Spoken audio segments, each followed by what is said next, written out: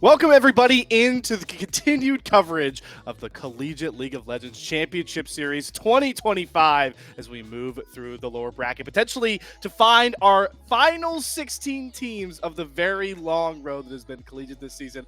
I am Slayer, stepping in with the awesome man, Shibby. We're here on the Salty Runback to break down what should be a pretty fun match, a pretty fun storyline coming into this Monday Collegiate action, Shibby. Yeah, Monday collegiate action is maybe not something I think I would hear, but I think reschedules definitely benefit some of these teams here, especially GVU and Nova. Like you said, we're trying to figure out our final Sweet 16. Two teams that are looking to make some noise in CLOL. Nova Nighthawks, a really cool story coming from the NJAACE, a conference that has been very underserved and unrespected, or disrespected, sorry, pretty consistently. And then you obviously have GVU, the MEC champions, taking an early round loss, and now they're in the lower bracket looking to make an epic run. Back to MEC champions after a bit of a hiatus on that one. But you talked about the bracket, Shibby. Let's start holistically, just get our reactions and catch anybody up who hasn't been able to pay too much attention to how the bracket has unfolded so far in this new format. You mentioned it. There's an upper and a lower bracket. So let's start with the upper bracket, how that has shaped out so far. Shibby, anything standing out to you as we see our pretty, I would say pretty chalk top eight, the upper eight left in the top side of the bracket? Yeah, I think the two funniest things here is that UTM Phoenix is now only, I think, the second team this year to take a game off of Maryville University in all of CLOL and NACL. Yeah, NACL included. Yeah, ISU and UTM Phoenix are the only two teams who hold that prestigious title, as well as probably one of the biggest, if not, I would say one of the biggest, if not the biggest shocker of the tournament, Winthrop University going down to the Western Mustangs 3-1 here. Typically, Winthrop collapses a little bit later into CLOL, but a round one lower bracket exit is very, very interesting. Like you said, everything else kind of going as expected. I think the Northwood UCI game, if you guys didn't catch that, that was a 5-game banger that I recommend everybody go watching after this series. Yes, especially as you know, Northwood can be. But we got to speed things up a little bit here, it sounds like, in the pre-show. Let's very quickly take a look at the lower bracket if we can, just to soak in the more chaotic side of this bracket. And speaking on upsets, I know we've already been preaching it, Shibby, but I can't take my eyes off of Minnesota up there, knocking Converse out this quickly. Yeah, the Kings of Peach Belt have been dethroned, and the UMN Maroon guys, shout out Quacks, he's probably really happy there. The Minnesota boys coming into an unexpected lower round 3 matchup against, well, unfortunately, Winthrop, a team that probably wasn't expecting themselves to be here. What an absolute demonic lower bracket we have, right? Purdue Northwest, SCAD, obviously the winner of this match goes on to face Weber State University, who, I mean, they've got an exciting mid-jungle duo. You in the jungle for Weber State is an absolute monster. Belveth, I mean, like Vi, this guy can bust out the Lee Sin. He's got so many different characters and champions that he can play. I'm excited to see whoever matches up against them, but we'll find out who matches up against them, Slayer, after today. Let's very quickly, as it seems like we are in the draft. I'm surprised we're this quickly getting through into a potential 5-game banger. Let's introduce our lineups very quickly here. Grandview University, I'm just going to speed through these for everybody at home. Ariana in the top side, Castle Jungle, Ginqual in the mid lane, Nightstar and Inflame round out the GVU bottom lane. But let's go right over to those Nova Nighthawks on the other side. Roxy top side, Yan Yan in the jungle, Magmore mid lane, Kongji and Aset round out the bottom lane there for the Nova Nighthawk, Shibby. But let's jump right into this draft. We have a ton of time to break down these two squads. And you got to give me your initial reaction here, Shibby, on how the draft has already progressed. And I'm seeing that we are prioritizing Nightstar himself on the GVU side already. Yeah, very Nightstar-centric pick here. Jinx being B1. You look at the bans, Lulu, Ezreal, and Sivir being banned out. A lot of stuff that Nova have been playing. I think the big story for these two teams, if we haven't already kind of expressed it, is that Nightstar versus Kongzi, right? Two guys that have been competing for the last couple of years. Nightstar, in my mind, having one of his best competitive years so far. Slayer, you guys remember as well as everybody else that watched NACL OQs, they were one series away from qualifying for NACL. Right? Specifically Nightstar with dog fans. And if you look on the Nova side, I mean, this team, like we said, a very disrespected region. Kongzi comes in, grabs Nova their title into the Spring Championship, qualifies them for CLOL, and has absolutely looked amazing throughout this tournament. And they went flawless in the NJAACE here. When you look on GVU's side, Nightstar brought their team back to the MEC Championship title after faltering last year. And I love this Lucian Milio pickup from Nova. Now, ISU may have laid out the blueprint on how to defeat GVU in that series, Slayer. I don't think Nightstar was allowed to breathe. That guy was getting dove consistently under his turret. Which will be interesting, right? Because Nova's left off their jungle pick. They have a Lucian Melio lane, which doesn't really scream a lot of dive potential in the early phase. So we'll have to see if Nova decide to lean into that. Gotta love a Mordekaiser pick whenever you see it here. This is a crazy angle to pick Mordekaiser. So you're blinding Mordekaiser on red side. Gotta immediately think, yeah, we're gonna attack some of this Ariana champ pool. We got to take away some Mordekaiser counters. So we'll see exactly what Ariana wants into this pick. But Shibby, I know, as much as we're going to talk about the bottom lane matchup here, really feel like Ariana on the top side, since moving over to NA, has really been kind of an X factor for GVU and prime position already in game number 1, it feels like. Yeah, Ariana is, let's call it, rookie year at GVU. Obviously, he's competed over in EMEA and Ultra Liga for quite a while. I mean, has just looked fantastic, right? Like a top laner that comes in, obviously looks like one of the best, can play carries, can play tanks. I wouldn't be surprised if they opt in for like Gwen into Mordekaiser, if this is going to be a Mordekaiser top. This is the perfect stage for a quote-unquote, let's call it, rookie year in NA, Ariana, to come in and compete with some of the nation's best here. Obviously, they have to get past Nova first, which, like we said, a very disrespected region, disrespected team. But I think they have a lot to prove, and I think Ariana wants to come into this series, dominant, right? Wants to come in and really prove that they need to bring a level of top laner into GVU that can actually compete with him, right? I love that GVU have supplemented their top side woes. Last year, they had a guy who role swapped. His name is Strict Proctor. He was a support player. He swapped over the top side. They did pretty well. They got second place in MEC. They, round 1 exit, I believe, for them in CLOL. But now that they have Ariana in here, it feels like this team is much more complete, and it feels really threatening, right? Because now you can kind of get, carried from each, if different, role. Yeah, and especially in a time where everybody likes to talk about, dark horse teams. Obviously, last year, you talked about squads like Northwood that we're still seeing in running through the championships. I know if you missed the latest Salty Runback episode going through the entire bracket, they pointed out that they were big fans of Converse as a dark horse. I think now with how the field has looked, GVU talking about how Ariana's playing, if Nightstar can get back to the tempo from the NACLQs, this team will definitely be dangerous. But we don't want to get too far ahead of ourselves as we have rounded out this draft. And GVU, for me, Shibby, I mean, this is just like classic. We're leaning on 2 hyperscalers. We want to team fight our way through a lot. But Nova with this starter pick, getting it late, I feel like they have a lot of lane pressure and early gank pressure. So it's actually a lot of credence on Nova, I think, to start making plays as soon as possible and get away from GVU just kind of scaling infinitely in this game. Yeah, I think that's kind of the objective of every team that kind of plays against GVU, right? Can you stop them from getting to that post 20-minute team fight status, right? I feel like Nightstar and Jinkall, who've been playing together for quite a while now, like GVU, regardless of how much you batter them in the early game, if you don't put them down completely, they're going to come back and they're just going to team fight excellently, right? Nightstar on the Jinx, getting resets, Jinkall on a mage like Victor. I mean, this is their wheelhouse here. GVU aren't even really giving up too much secret sauce, right? They're playing exactly what we expect them to. Castle on the Xin Zhao, I mean, Inflame on a engage style support. You're right. It is on Nova to really get things done with this Lucian Milio, and this Mordekaiser mid pick, what it looks like it's coming in, that's the X factor. I don't think Jinkall has ever played against Mordekaiser mid. I don't know if he knows the matchup. He probably doesn't care because he's playing Victor into Mordekaiser, but I think still it's going to be a little bit weird for them to play, and it will throw that wrench in the plans for GVU, especially around these objective contests. When you put him mid lane, you can contest both the Grubs and the Dragon, and one Mordekaiser ultimate can really swing the fight, especially if he gets on the castle during some of these objective secures. It can be really, really tough here. So we got to kind of keep this guy in check, gank him. I expect Castle to pay him quite a visit here in the mid lane. Well, you do have that Skarner set up with those unorthodox gank paths, right? Because you can just burrow through the wall. We'll have to see.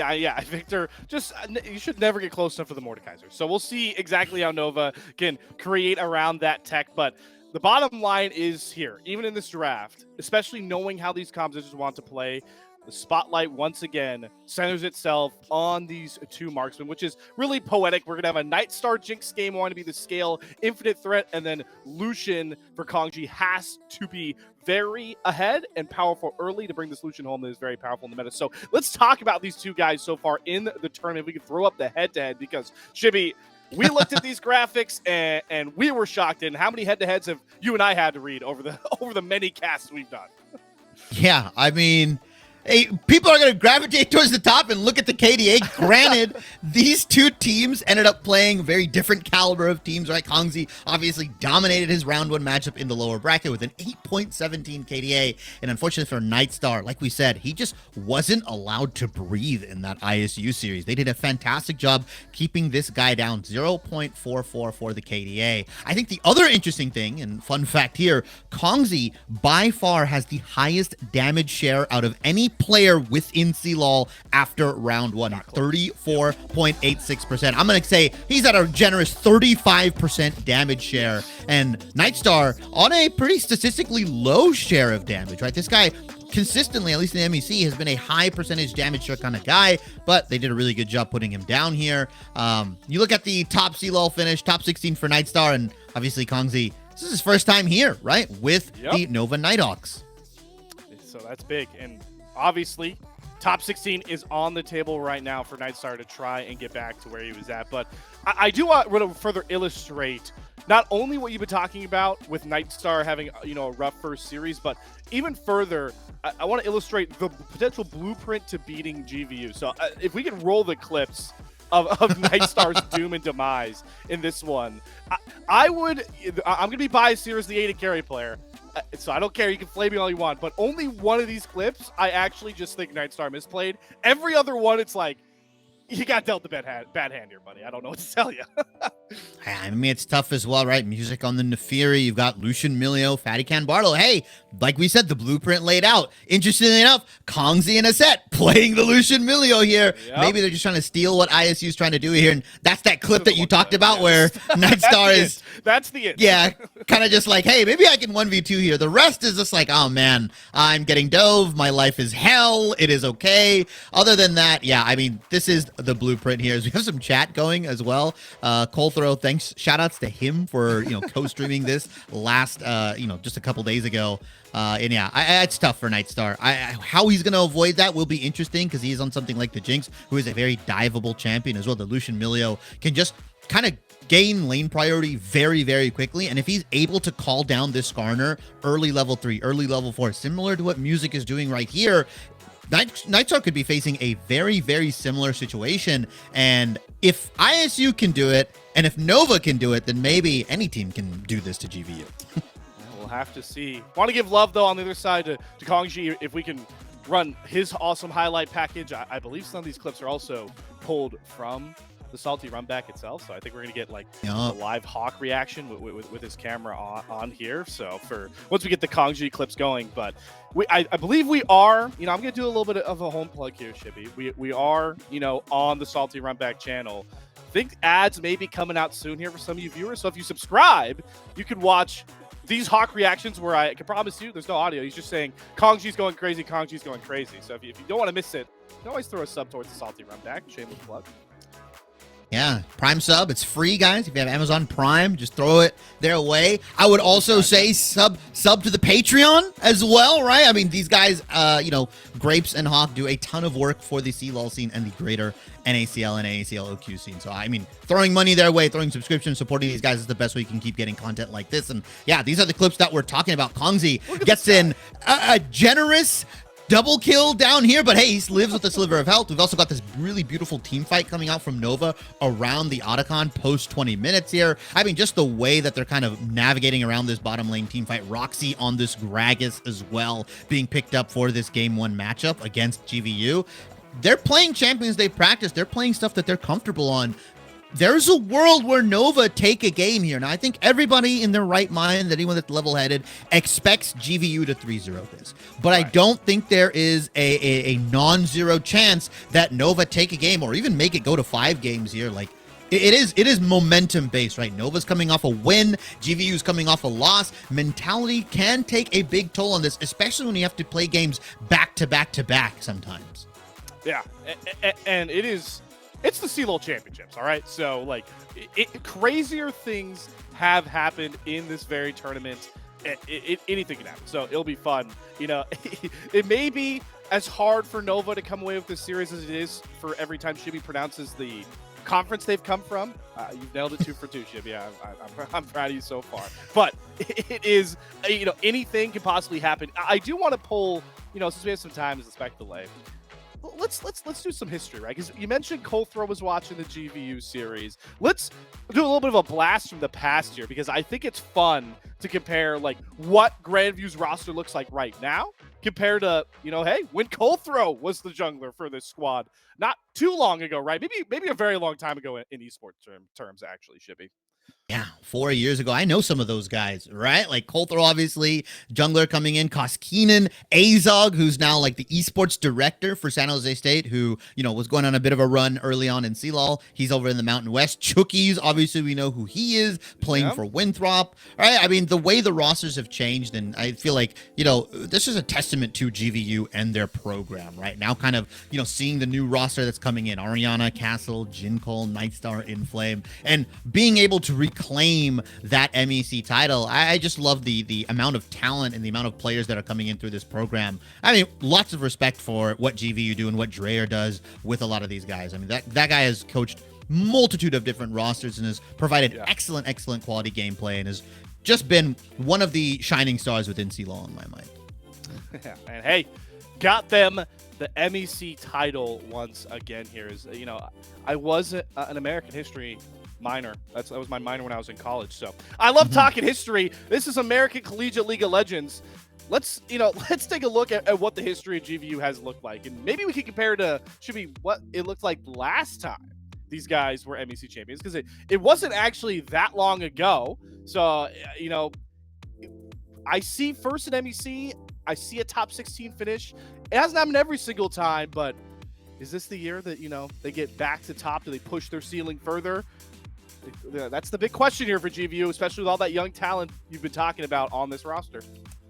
Yeah, I mean, you can just kind of see the era of excellence, right? The Triple Crown, back-to-back 2021, 2022, and 2023. Stumbled a little bit in 2024, arguably one of MEC's strongest years to date. Mind you, right, all 3 MEC teams went 3-0 in round of 1, and now we're back in 2025 here, and they're not only going to make top 16, Slayer, they're gonna go on a demonic losers bracket run. I can't not say that as an MEC homer, as someone that loves to watch the MEC guys succeed. I suspect they might be the dark horse of CLOL, right? They might be the Northwood. I'm calling it now. I'm dropping my chips. I'm saying they're going to go on a demonic run because they're going to have to play Nova today. If they win this, they end up playing Weber. And after the Weber win, which I'm going to say it's going to be a win, they most likely will have to face off against Northwood University because the loser of Maryville versus Northwood goes down in that lower bracket matchup. Right. I've done my research. I've got the notes, Slayer, and they're going to beat them too. You got the notes. You got the script. You don't got a note. Yes. Sounds like you got a script over there, Shibby. I mean, hey, we're talking about script writing. I like it. I love the energy. And how poetic would it be that GVU, the 2025 Dark Horse, knocks off the 2024 Dark Horse? That is a narrative plot line, right? Like how many shows, movies have you watched where the guy that goes on the meteoric rise has to beat the old guy doing it? That's how it works in so many mediums of fiction. It's not even funny. Yeah, you either die a hero or you live long enough to become a capybara. So that's what's going to happen, right? Reppy, unfortunately, is going to go down as that Dark Horse team from 2024. Man. He's going to go down to GVU in 2025. I know everybody's in the chat here. We're kind of waiting to get everybody into the game. But yeah, I think that's what's going to happen. But Nova, Slayer, they can play spoiler. They can completely ruin my script, the plot. And if they go and win this game, I would argue this might be a bigger upset than the UMN boys upset. I don't know. That's what I'm thinking. I think if they beat GVU here, it's a pretty catastrophic upset for them. Yeah, you start. I mean, you can get really technical, right? You can start weighing like how much do you feel like the Peach The Belt seeds. champions, right? Like versus the MEC champions. Like most people probably lean towards MEC, like you're talking about. Jimmy obviously is going to lean towards MEC supremacy. Knowing this is like a community, like knowing I would argue, right, like knowing the road Nova came from, probably as a program compared to like a Minnesota esports club program, that would make it. I don't know. There's a lot, but there's definitely, regardless, I think the prevailing thought is, especially knowing the new format. This is why I always love lower brackets. Lower brackets fuel dark horses more than any other format of past, is that whoever comes out of this matchup as the winner, you feel like they've at least got a chance or are favored against Weaver. But let's not get too ahead of ourselves, Shibby. We are ready to go to the Rift for game one of what could be many, with a top 16 spot on the line. Grandview University taking on the Nova Nighthawks. Here we go, folks. Yeah, and, I'm not too surprised at the start coming out from both of these teams here right now. Pretty standard 5-point defense. No shenanigans, at least in game one here. But taking a look at the runes and stuff like that, nothing too crazy, right? I mean, phase rush on the Gragas. We've got a Mordekaiser mid. That's probably the craziest thing here. It's just that it's a Mordekaiser mid. But Jinkall, being the experienced mage player that he is, I'm sure he shouldn't die to the Ghost TP Mordekaiser mid slayer. I will say the last time we saw Magmor on this pick, right, it was a way better matchup because it was into a Silas that, yes, I know Silas still, it's really powerful when you could steal the Death Realm yourself, but like that's at verbatim a melee v melee matchup. Again, we talked about it from that draft. If you are Ginkwall, you should never be in range for Magmor to ever pull you in. This should be a free farm lane. And I'd like to see if Magmor is going to go into this pick. As weird as it sounds to say, let's get this Mordekaiser on the map, playing for grubs early, playing to just overload sides, because as we've stated from draft, even with this bottom lane we've highlighted, the Nova Nighthawks need to be the aggressors in the early game, or they're just going to fall for the classic GVU trap that the MEC knew way too well all collegiate season long. Yeah, the bend not break style of GVU will need to be tested by Novas. Both of these junglers starting on the top side, but interestingly enough, Nyan has taken his red and has actually opted to skip both his Raptors and his Krugs.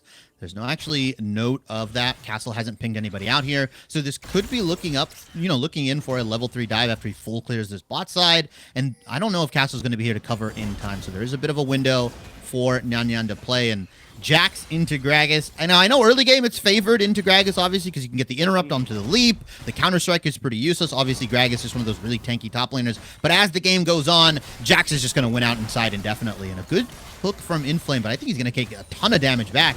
Kongzi and Aset really leveraging that Lucian Milio lane to its fullest. Yeah. As we're obviously on that fresh patch, I know a lot of it talked about, oh, okay, Ginkwall's breaking my rule already. That's not a fun trade.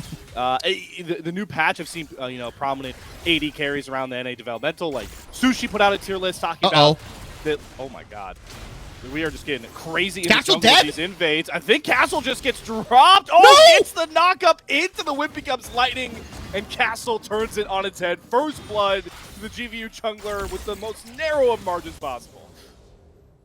Now, I'm not going to say Skarner is the best duelist by far. That was looking a little close, and there's a flash. We're brawling. Kongzi gets flashed on, rooted in place. Aset, she's trying to create some space. Nightstar's pretty low. Kongzi has low range, can't really get close to the lethal tempo on this Jinx. One more rocket, the sap has to be flashed over. Aset limping away from Nightstar's might. Kongzi goes back in, forces the flash out of Nightstar himself. One auto away from desperation. This bottom lane we hyped up has not disappointed just 4 minutes into the game. As Inflame, how he bends that hook around the turret. Inflame gets a double kill, finds Painter out of nowhere, but Nightstar is going to give up the trade kill to Nyan. This is pandemonium to kick off this series in the bottom lane. Overall, 2-for-1 bottom lane trade here. Good from Nyan to come in and pick up the kill onto Nightstar. And 2 kills going over to Inflame is pretty interesting. I mean, I don't really, like the support getting kills is nice, but Kongzi picking that up, having that serrated Dirk already in lane is going to spell some doom as Castle is visiting our good friend Magmor. Ghost gets popped, and I think he's going to be able to get out. No. No, Inflame with the red line. He's got 2 kills in his pocket. He's looking to cash in. This time, Ginkwall will pick up a very critical kill onto that scaling Victor. But it's nice to see the Nautilus out on the Rift and making plays for GVU. Good look from Inflame out of spawn here. And uh-oh.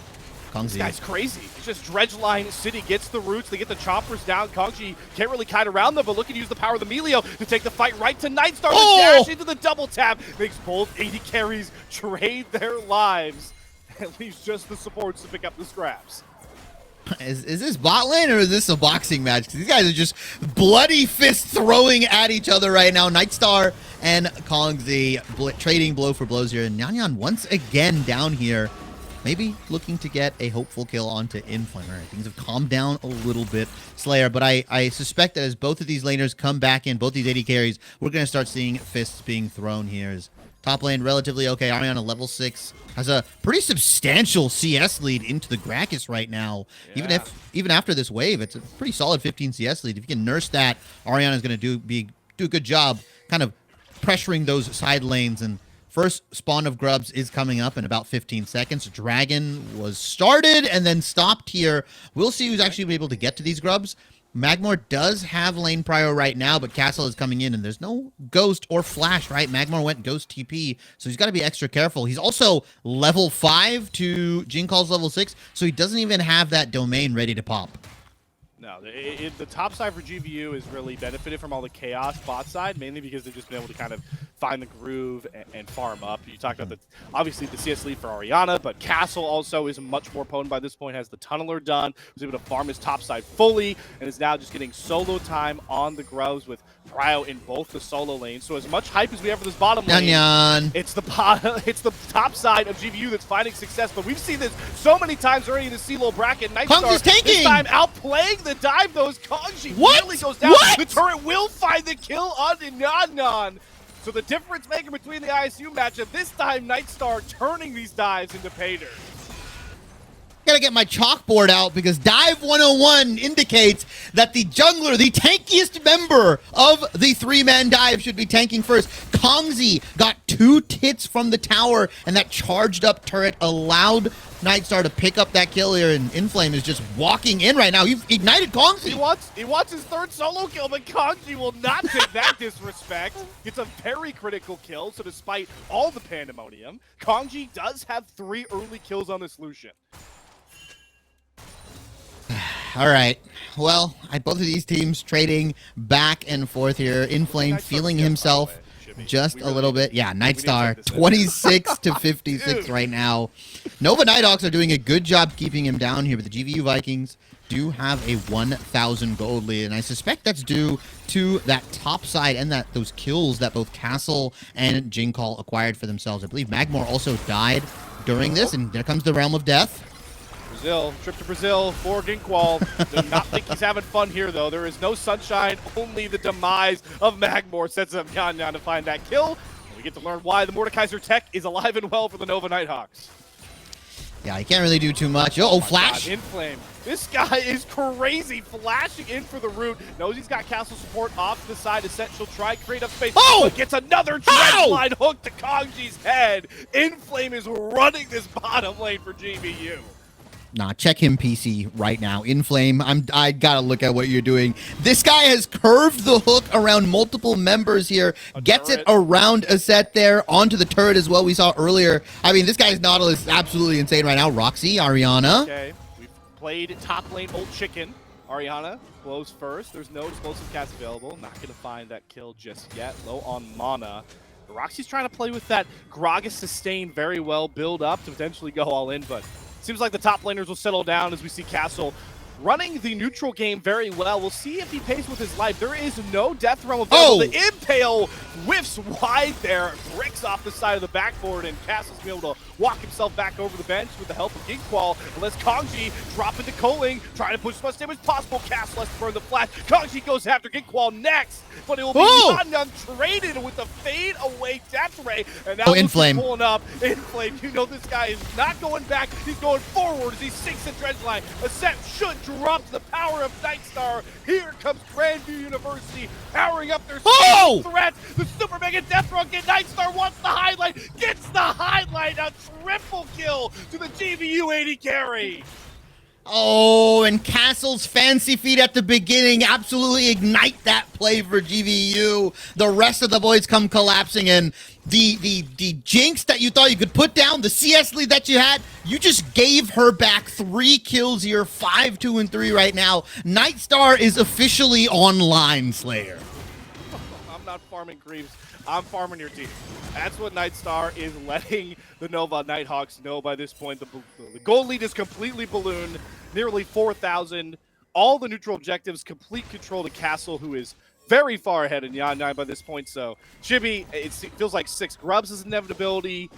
It feels pretty hard for the Nova Nighthawks to really find their footing, because we talked about it. They need to be the ones coming into the mid-game with a lead, and it's only going to get more and more rough, and I don't even know if these dives are really going to work on a Nightstar anymore.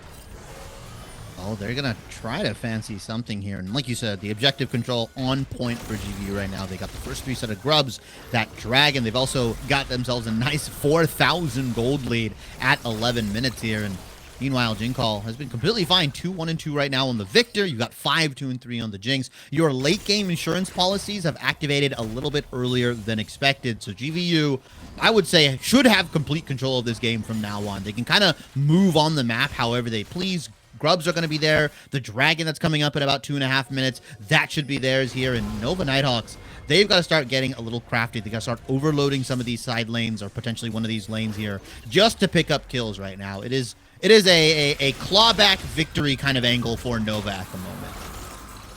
Oh, we have another Death Realm, though, coming across here for Magmore. And this should just be a kill on a Gigqual. Doesn't have Flash. Wonder if he's going to get the passive out of the ultimate. No, he gets the kill after it drops. So Castle should be able to just throw down Magmore. Does have the jungle help coming across. Going to dash back in. Uses the Crescent Guard to bot Yan away. Finds the kill as Castle goes on a killing spree. But back towards the bot side here. Dredge line down. Inflame holds a set in place. Finds the kill, set up for Nightstar as Castle in a 1 versus 2. Somehow surviving. Might win this. Potentially thriving. No, Roxy will shut that down. But this time, it's Nightstar initiating the dives, and Nightstar finding himself another double kill. That is a 7-kill jinx for the GVU 80 carry. Yeah, and it's super tough. Once that dive happened, the botch dive in that bottom lane, it was kind of game, set, and match, and that triple kill puts the icing on the cake. They're gonna get first tower as well on top of this. I mean, they're just ballooning their gold lead massively right now, and they can potentially send Jinkall into that bottom lane or even swap Ariana down. You can play your bottom lane into this mid lane. Dragon's coming up in a minute and a half. They should have complete control over this blue side jungle of Nova, and what was a bloody early game, you already saw GVU kind of start taking it over once the mistakes started showing for Nova, and that's kind of expected for a program that's this young, right? Nova coming in, winners of the NJAACE conference, and their first taste of nationals kind of competition, coming up against the MEC champions is a tough road, and they're kind of showing you why they won that conference. On the other side, GVU showing, as we've talked about them, as one of the darling dark horses of the lower bracket. Most importantly, we do obviously have Nightstar very far ahead by this point, but the fact that their top side who's able to capitalize on the Nighthawks, set up to constantly try and dive Nightstar. We saw Nyan ganking over and over. The fact that Castle's this fed, you got Gingqual in a good spot. Ariana obviously now sitting on a 30 CS lead. If GVU want to be that dark horse, they're going to run into teams that are going to put Nightstar and Inflame behind. But if your top side can benefit from it, that's what makes a complete team. That's what makes a team that can threaten at the very late stages of this CLOL bracket. But for now, Nyan is looking to make the plays, gets the impale, holds Gigqual into Kongji, exactly where you got to put the damage dealer on the pedestal. Castle goes down first, but here comes Castle trying to rock this team fight as the rocket goes wide. Ariana TP's in, flashes, finds the double stun. Kongji goes down. The Nova Nighthawks have lost all of their damage and have lost all capability to push this fight any further. Yeah, 1-for-1 overall. Good impale onto Jinkall. He's unfortunately the least mobile member of this team, so he's probably going to get hit by a ton of that CC consistently. Magmore was on that top side. Kongji did end up, I believe, picking up that kill onto Jinkall, so we'll see if that actually surmounts anything, but they're going to be able to take this dragon. GVU should be completely fine here. Like we said, complete objective control. They have 6 grubs as well. These team fight losses could be devastating for Nova. Nanyan looking to potentially match Ariana, and Jax with 6 grub stacks is absolutely a menace, and Ariana's gonna go for the 1v2 Slayer.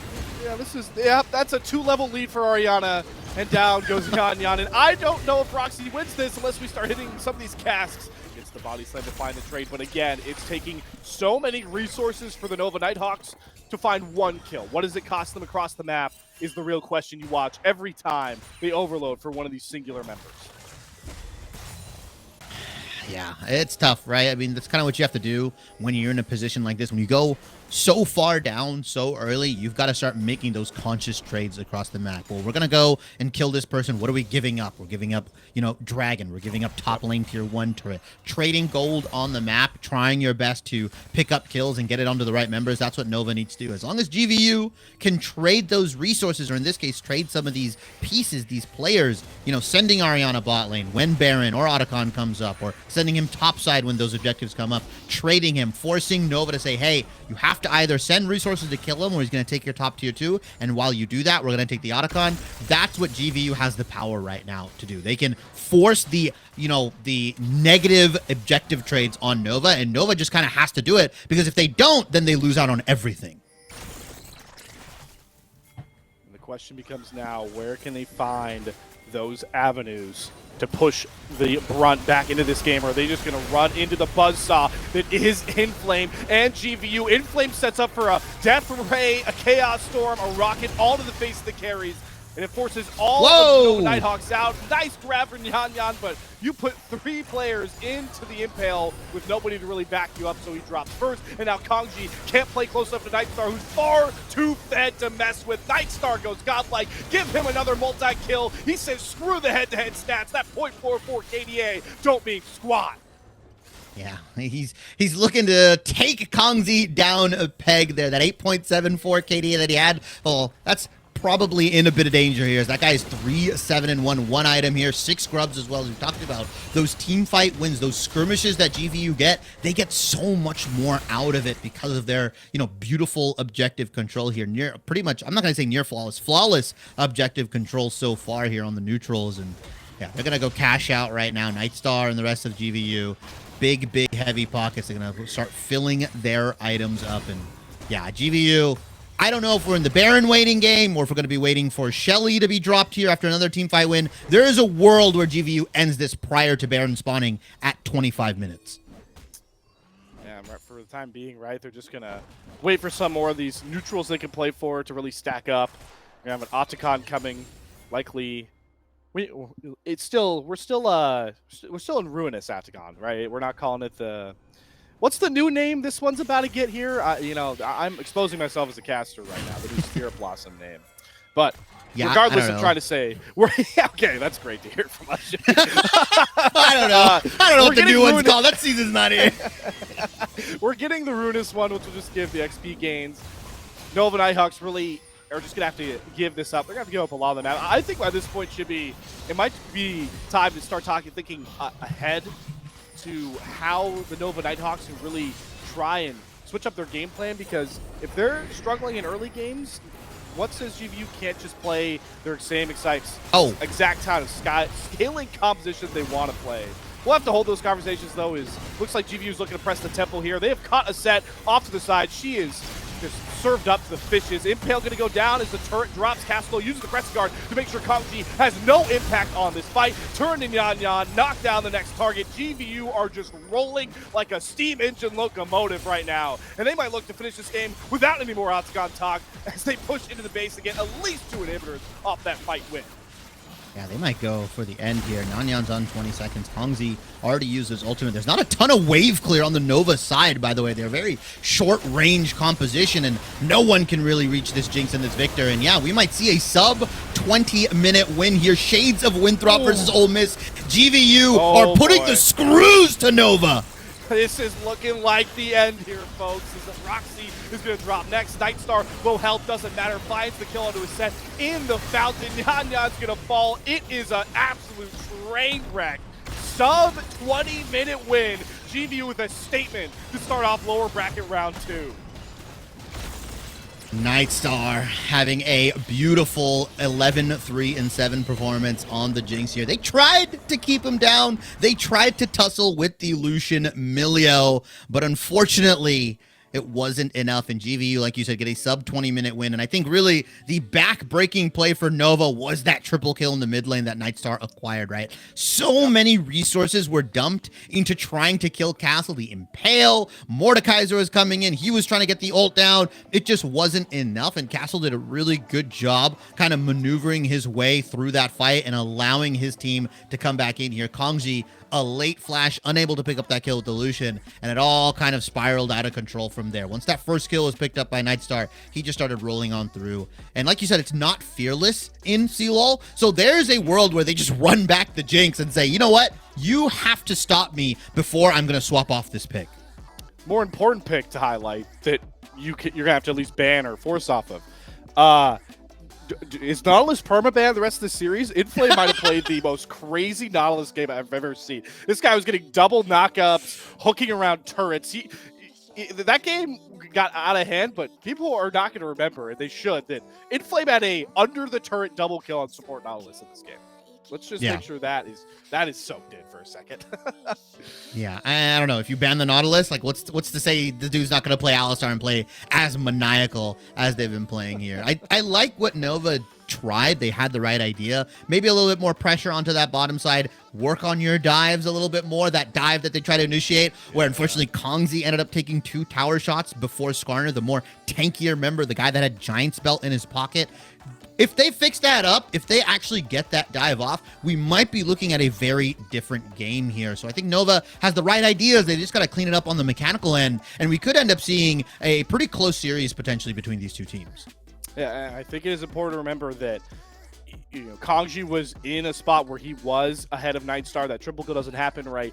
He has a very big CS lead, had that first item power spike first, like Lucian Milio on this patch right now. Lucian Nami, too, is in a very deadly place that leans exactly into how Nova want to play their bottom lane. So they have positives to take away from this game one, no matter how quickly it ended. We'll have to see how the Nighthawks respond to some adversity, something that in their very long road to get to this point they haven't seen a lot of, but they are down 0-1 to Grandview University as they try and stack up a dark horse resume through the lower bracket. We're going to take a short break here. On the other side, we'll be back for the Game 2 draft as GVU and the Nova Nighthawks take on with the challenge of getting top 16 in CLOL.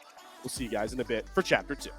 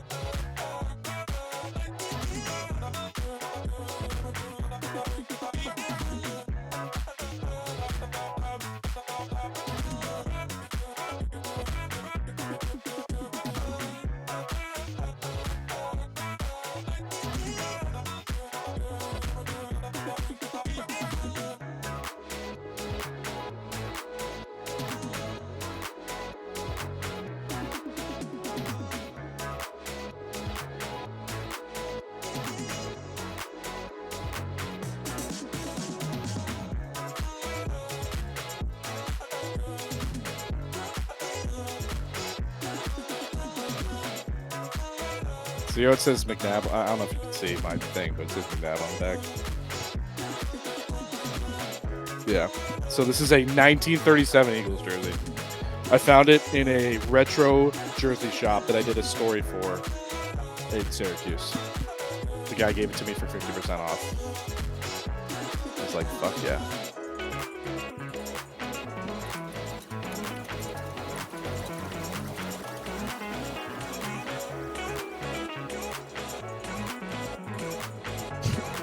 They played one game. They're like, actually, Night Star, I don't think we need you.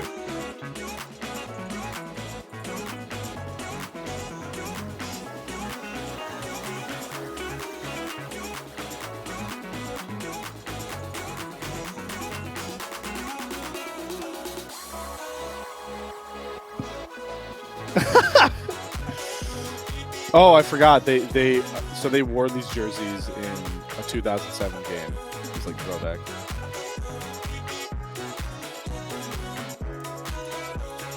Yeah, here I'll post it in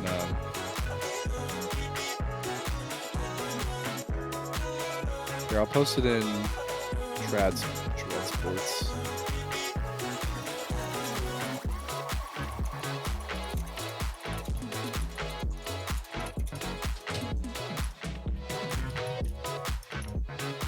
How'd you feel? How'd you feel about that one, Slayer? I feel like I could slow it down like half a second on my end.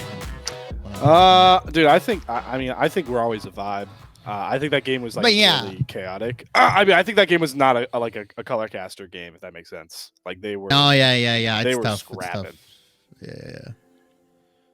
They were fucking. I mean, there were like 15 kills at like 8 minutes, or no, there were like 15 kills at like 10 minutes. So.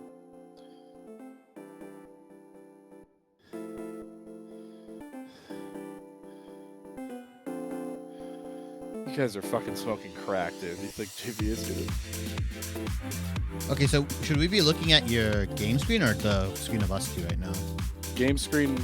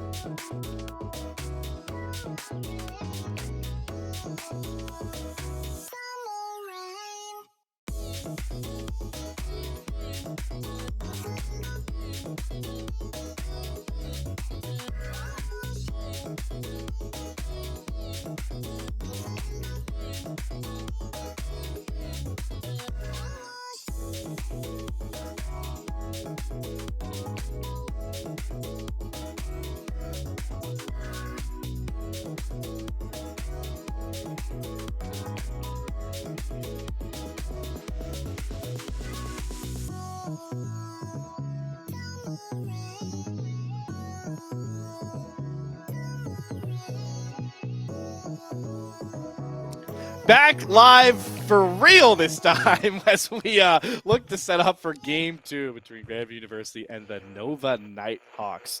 Sub 20-minute game there. Nightstar putting his stamp of approval on this series. Shibby with an outstanding Jigs performance, some inhuman Nautilus hooks.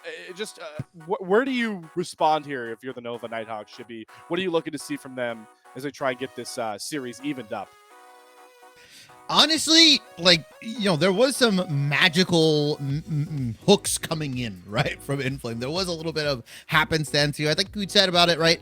Nova kind of just need to clean up their game a little bit because they had the right ideas, right? In theory, what they were trying to do was working, and, they've swapped sides here. Nova is on the blue side now, GVU on the red side. Bans relatively the same. I don't think GVU is going to change anything unless they're forced to. While you look on Nova's side, Nautilus has actually hit the ban list here, as well as Corky. Jinx is going to be traded. We do get the Gwen over to Nova, and Gwen, one of those power picks, Slayer, that we've been seeing across all of the professional leagues.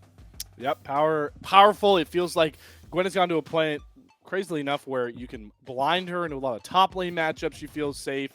Still think there's some jungle flexibility. Likely expecting this here for Roxy. GVU, though, they know they lose the Nautilus. Not really too scared of anything else Nova's going to throw to them. They get Castle back on the Xin Zhao as well. He was very instrumental on that champion. But we let the dogs out of the pound. We're getting the jungle to Fury. So wait, you're talking about the dogs? Hello? The dogs. Oh, okay, all right. We're 2 games in, Jimmy, man. This can't already be happening. But if you're talking about 2 of the most potent picks in the last couple metas, Nefiri and Gwen have been running the table. So Nova have some powerful picks is the prevailing message. Yeah, you're lucky I had socks on, Slayer. Nobody gets feet for free, and unfortunately, Nova are going to get the Nefiri for free, and that's not going to be good for GVU, as they're going to lock the Galio in. So pretty similar composition from GVU, Jinx and Xin Zhao. Xin Zhao is really good to empower your AD carries. You saw how that question guard was used to kind of negate a lot of that long-range damage here. Now, Nova do have the Hui being locked in here. This is a champion that Jinkall has played a ton, so I'm sure he knows the matchup when he's picking up this Galio here. Obviously, it's ranged versus melee, but this top side for Nova, I mean, it is absolutely disgusting. Nefiri, Gwen, Hui, like, this is a departure from what we may have expected. Nova can still draft a more dominant lane prio bot lane, but with this top side being picked up, surely they're going to go default to something like Jhin or Ashe or something a little bit more supportive. Surely. We'll have to see. We'll see if that's the bans. Because, it does feel anti-Nighthawk, right, to put Kongji on like a supportive AD carry. That would definitely be a switch up. We were kind of calling for Nova to look for different avenues to take down this Nightstar formula.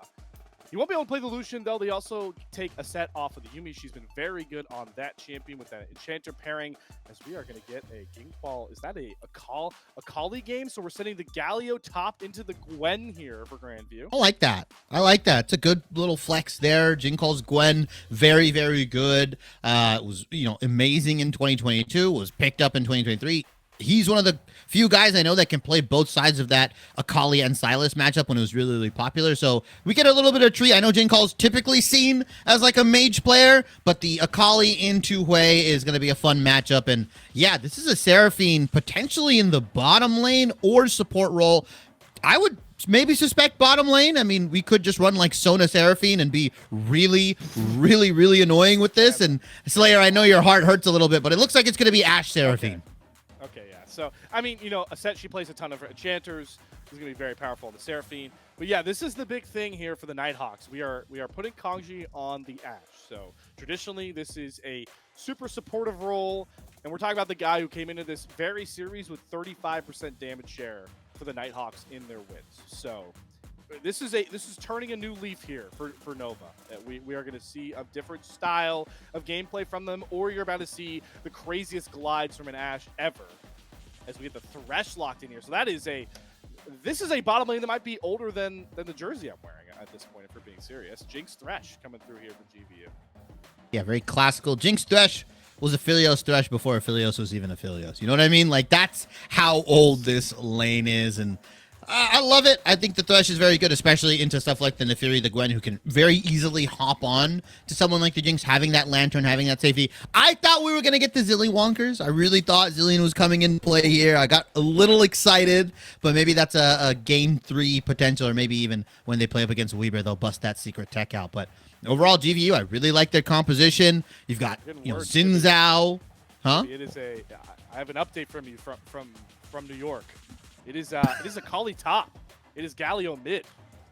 Oh, okay. That's cool. I mean, that's interesting to see. Ariana's going to bust that out. Obviously, in their Ultra Liga days, were known as one of those carry top lane players. Obviously, we saw him come to NA now with GVU. Really good pickup again from GVU. And has just been bearing the fruits of their labor very, very interestingly enough. The Akali into Gwen matchup. Yeah. Now, I know Akali Shroud can get kind of weird and funky, and it plays really well into the Gwen. I think the trading, extended-wise, still goes over the Gwen. I think this is the first or second time I'm seeing this matchup ever in casting. I want to see how Ariana's going to end up piling in it. Galio's still a very good pick.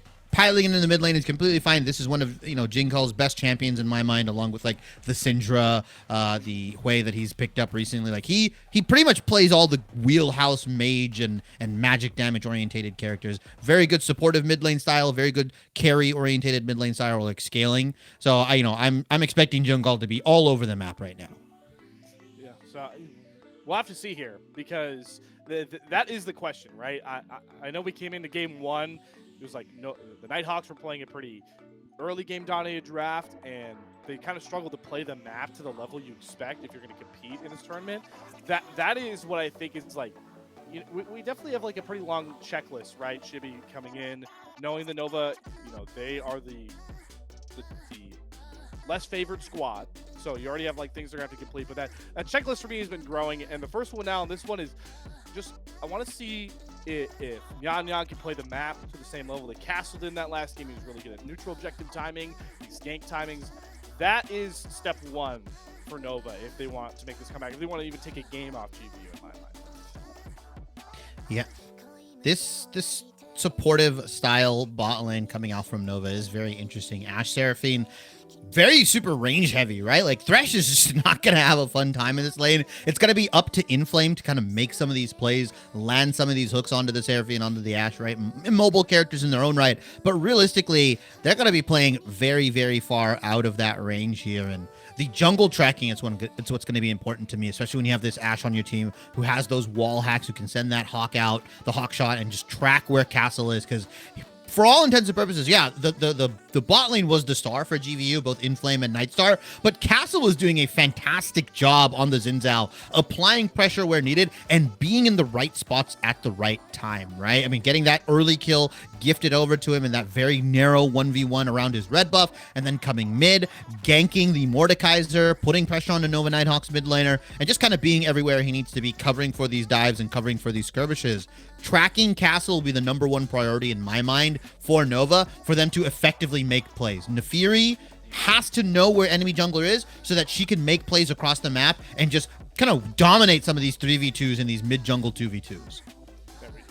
We highlighted the feast or famine nature of the bottom lane last time for Nova, right? The Lucian Melio really needs to get rolling. This game, I'm glad you pointed out, it's got to be Nyan on this Nefiri. All of those highlight clips you see from Nefiri players at every level, they have all had successful early games to get to that point. So it's not as much of a cakewalk as much as people want to talk about with this champion. But as we have some extra time, downtime with the champion select on client side starting a bit late, Jimmy, I kind of want to revisit.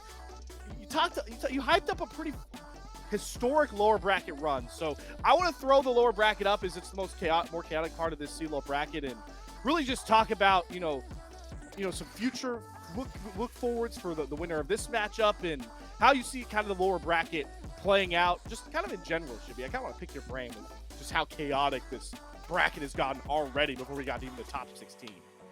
Yeah, I think the interesting story will be that UTM Phoenix team, right? Obviously, taking a game off of Maryville is definitely something to be proud of, but also their potential to make a pretty legendary run, right? UCI versus UHSP, the Tactics, happening this Wednesday, also being covered by Salty Runback here on this same channel. That'll be really interesting to see. Yeah, UCI on the downswing, a very close 3-2 loss to Northwood. The Tactics, one of my kind of interesting teams. I wanted to put them in the upper bracket. If you guys saw my votes or the committee votes that we had, I thought they were a really good team. They've been trading series against Weber. I got to cast them. I had the pleasure of casting them within the NECC as well, and they compete in the North Conference. Like, I think they're a team that can definitely get it done and can upset a lot of people. So there's a world where they beat UCI, or UCI just come in and take on UTM Phoenix. My other big match that I'm really excited for, it's probably the closest seeding match we've had, is the number 12 Purdue Northwest versus SCAD Esports. And obviously SCAD, the number 2 team in the South, they have Izo in the top lane, right, who's been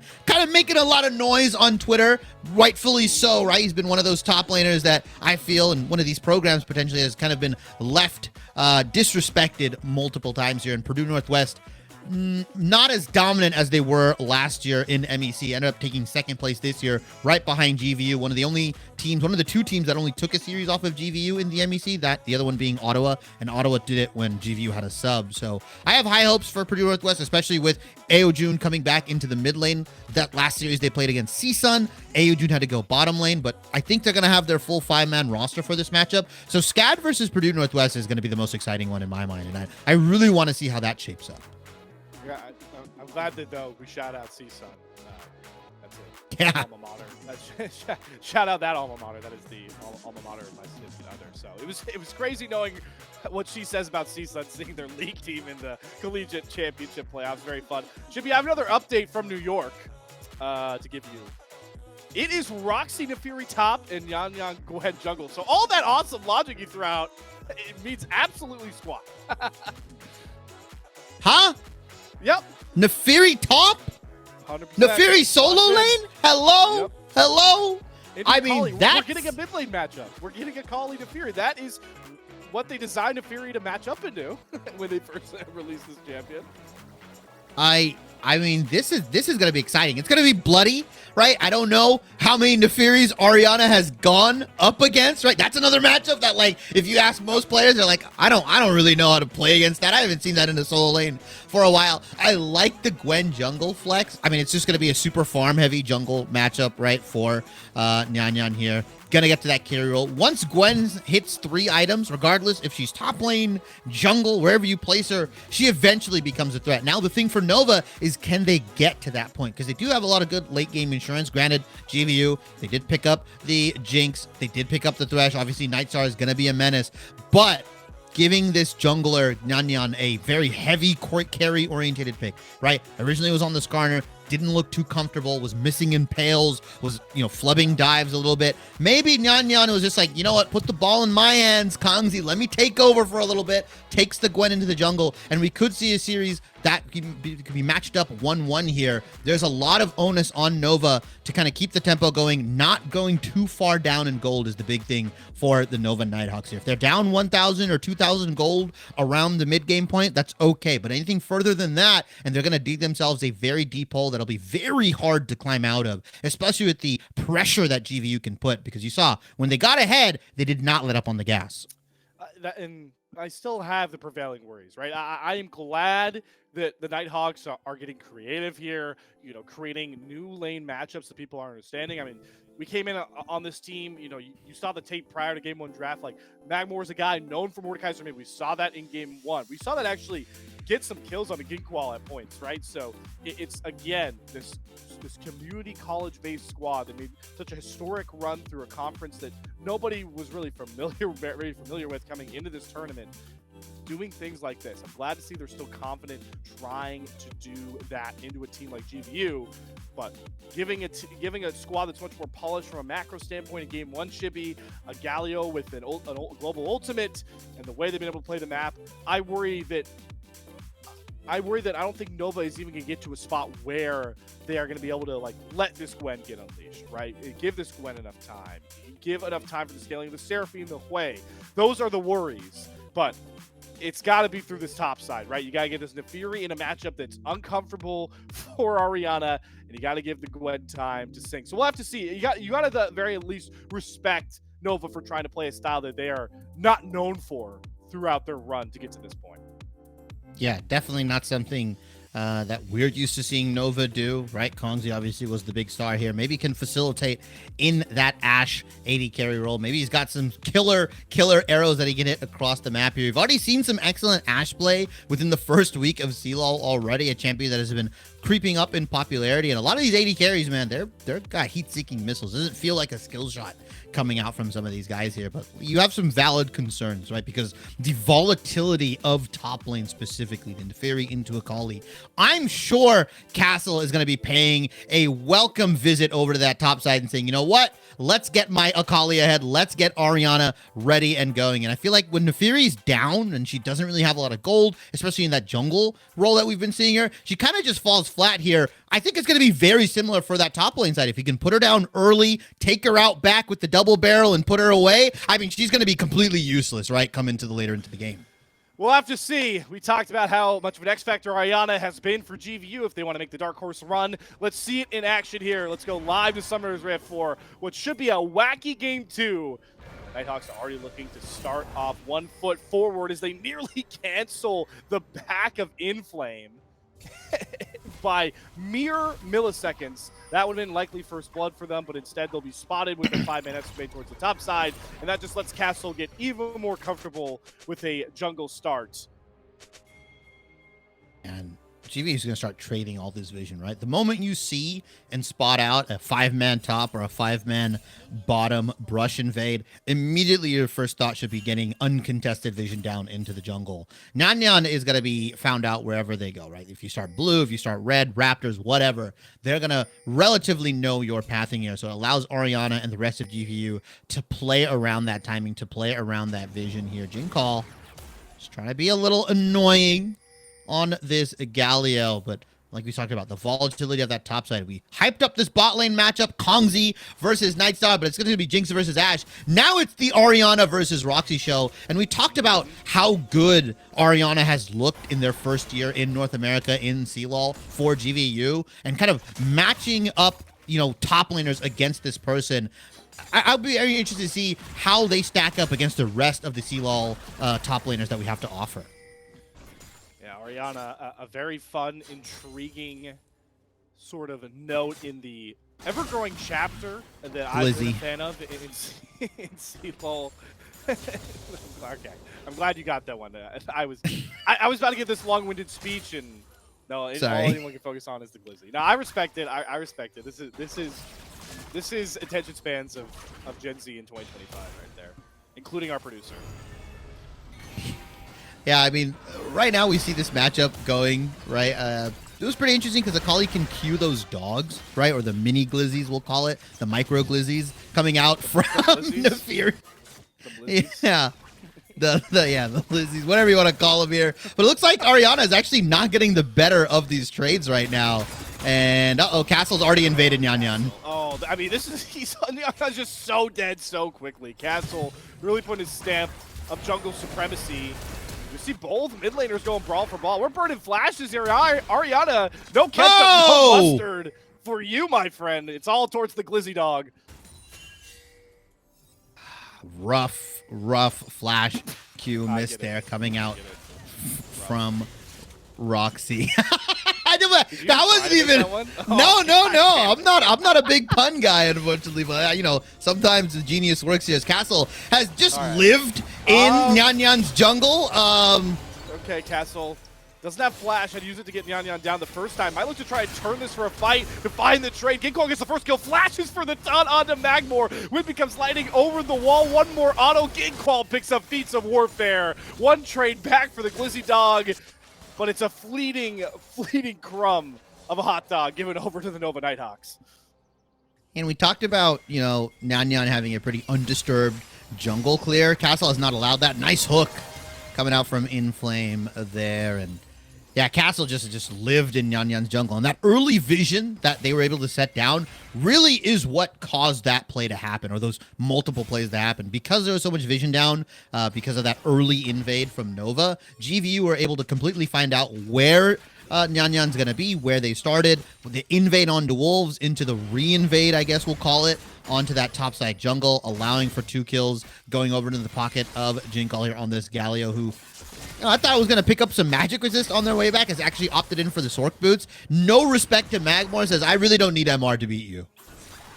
Equal might just be going for that deleting your health bar, Galio. And you don't hate it into a comp that has no tanks as Inflame's back to flashing forward. But this time, Nyan guesses right. This is a 3v2 Nightstar and Inflame. They are scattered against each other. One more auto, but the death sentence at the correct time. Does find enough time to get away from Nyan. Inflame's back at it again. Nightstar limps away with 1 HP, and Castle's be able to reap all the rewards. Picks up a double kill. It's disaster for the Nighthawks, and the Lantern out saves every member of GVU.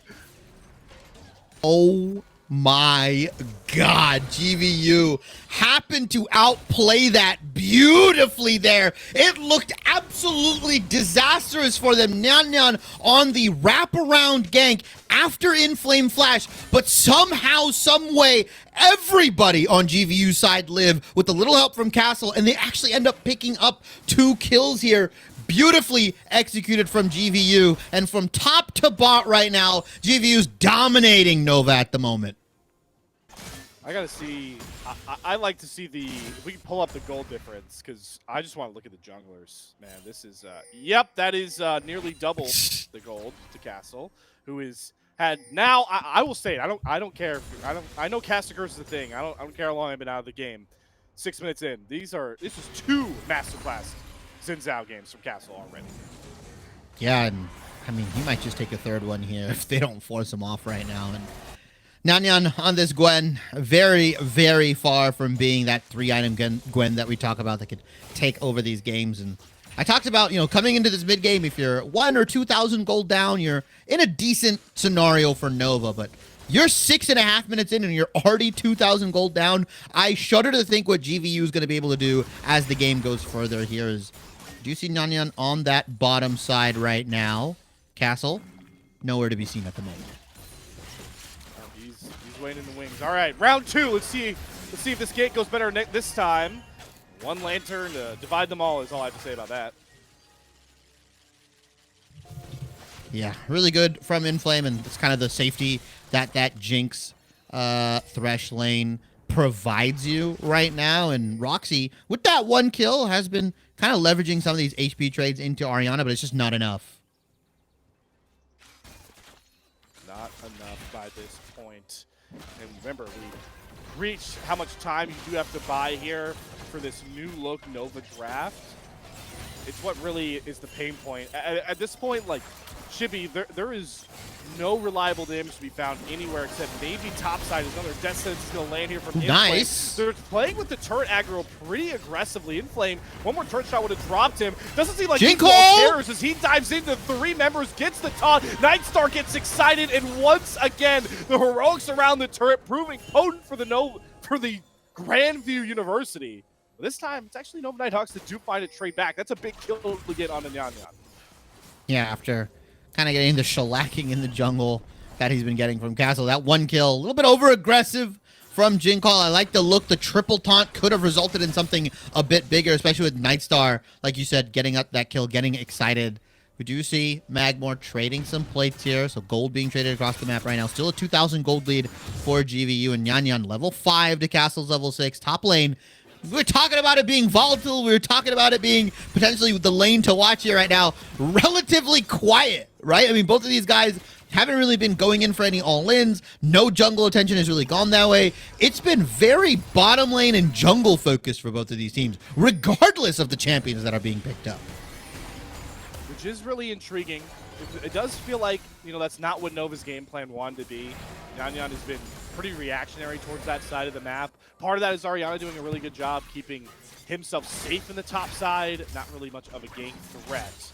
But what has continued over from game 1 over to game 2 is the story of Castle and these neutral objectives, man. He's going to pick up his first dragon while a bit late than you'd expect. It's because he also gets the 3 grubs. And that's been a real pain point for any macro game plan discussions for the Nova Nighthawks. Oh, Castle. Bottom lane. My guy just dodged an Ashe arrow without even trying. Crescent Guard down. Now the Ashe and the Seraphine can't do any damage, but Nyan is more than enough. The Predict nearly gets Nyan dashing over. Castle, though, will survive with that big bounty, as maybe that all-in should be wanted on the menu for the top side. Doesn't seem like we'll get it because we're going to get a route on towards the bot side. We were just flashing all over the rift, but somehow doesn't look like we're getting really any kill threat anywhere. Oh, Jin call though. Just chasing Magmore out of the lane there. And yeah, just a lot of huffing and puffing of the chest, trading back and forth.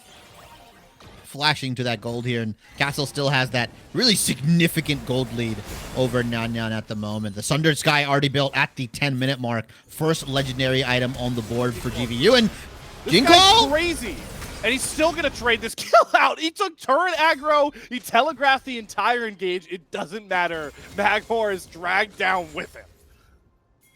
Yeah, good kill. Again, I'm very scared. Is Inflame? GVU, if you look up the definition of confidence in the dictionary, you're going to get a video feed of Inflame playing support. This guy flashing for the double snare, but it won't matter this time because Kogji has enough damage with the set. Just helping try and change the tides to this bot side, but Inflame has 1 double kill in the bottom lane, trying to pick up a second for himself. Teleports are coming across, though. Ginkwall has joined the party along with Magmore, and that's going to settle down any more action as we have another trade 1-for-1 in the bot side. Inflame said, I wasn't flashing for you, Nightstar. I was flashing so I could get the kill afterwards. Kongzi ends up going down, and that kill actually ended up going to a set there on the Seraphine. Still good patience from Nova and just sticking in that fight, landing all their abilities. Nightstar had to burn both summoners and still ended up dying there. Kongzi still had the barrier up. Aset's going to have a heal up very, very soon there. So there is potential kill window for this bottom lane, especially if Nyan decides to pay a visit with that Ghost. Nightstar, no sums available. Lantern will be available, so it's going to be on Inflame to keep Nightstar safe in that bottom side. And Roxy and Ariana going back and forth right now. TPs were burned by both mid laners, and Kongzi and the rest of the gang are here. Arrow. Nightstar, hope you don't need a haircut. You just got one from that Ashe arrow. Lantern out to safety, and this is, you know, despite all the chaos of these two series, we've seen a lot of flashy kills, over-aggressive plays. I gotta go back to this prevailing thought, right? You just saw Nova, the Nighthawks try and make a play. They're rotating a ton of people on the bot side, and what's going on while all this happens? Castle's just chilling, picks up 6 grubs, picks up feats of strength as well for his team, and this is what has really been hurting Nova throughout this series, is giving up on the neutrals for very little if no gain. Yeah, I mean, typically you'll see a neutral trade, right? Dragon for grubs or vice versa. Second set of grubs for like second dragon or power pressure bottom, anything like that. But GVU have just have had a stranglehold on the objective side where it feels like Nova is just playing one step behind. They're trying to get kills. They're trying to put kills into the right people. Is right now Nyan onto Inflame. Inflame punished for his over-aggression. Nyan read him like a Don't take that lantern. And then to get the kill over to Kongji, that would have been just... I would have had to scratch my eyes out if he took that lantern. But it's a pick nonetheless for the Nighthawks. One step forward. And potential all-in coming out from both these guys, Roxy and Ariana. They haven't popped ultimates. Yeah, Ariana actually does use the perfect execution to get to safety. So Roxy, with that Eclipse completed, starting to get a bit of an edge here into Ariana. Yeah, that shielding coming out, especially with those, like we said, long extended trades, could be kind of rough. Castle, picking up the red buff right now. Things have settled down as we get closer to this mid-game. Kongzi and Aset are chasing Nightstar down. Arrow, Encore, the only one singing is Nightstar with the fishes. Kongzi picks up the kill, and Ginkwall this time will not complete the completely ludicrous dive. Couple kills to go back towards the Nighthawks as they're starting to really narrow the gold gap.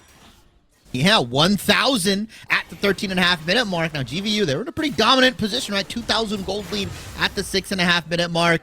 And they've been happy gaming just a little bit. Nightstar kind of having one of his, maybe zone out moments. We saw something similar when we ran those clips, that Corky specifically, thinking he could get 1v2. Maybe Nightstar feeling a little bit too powerful, had to get his ego checked, and Kongzi in a set, landing both the arrow into the Encore. If you don't have clans, you're pretty much dead to rights here. We potentially will see Inflame pick up that Mikhail's rush first. We should allow him to play a little bit more aggressively, but Nyan and the rest of the gang are here, and I don't know if GVU's bot lane are actually aware.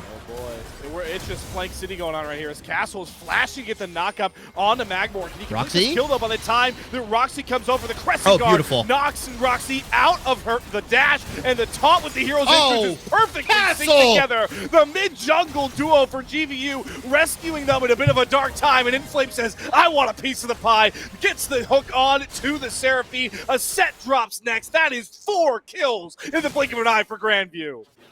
Oh my lord, and everything just started looking really good for Nova, right? The kill in the bottom lane, the solo kill in the mid lane for Magmore, and one misstep, one kind of, hey, we gotta go save our mid laner. Magmore's in trouble, into Castle just completely outplaying everything. The beautiful Xin Zhao ultimate to knock Roxy away so they can pick up that kill onto Magmore, and then the rest of the dominoes fall. Very, very well played. This might not be a Nightstar game, but this is a classic Castle Jingle carry game for GVU at the moment.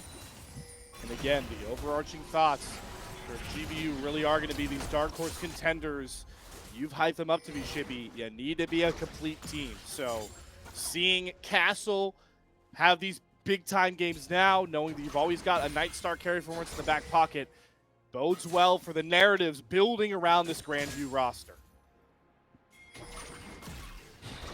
And items starting to get completed on the Nova side here, right? Nashor's, Magmore is picking up his first item in the Black Fire Torch, but it's looking rough because GVU are already pacing towards their 2-item power spikes at the moment.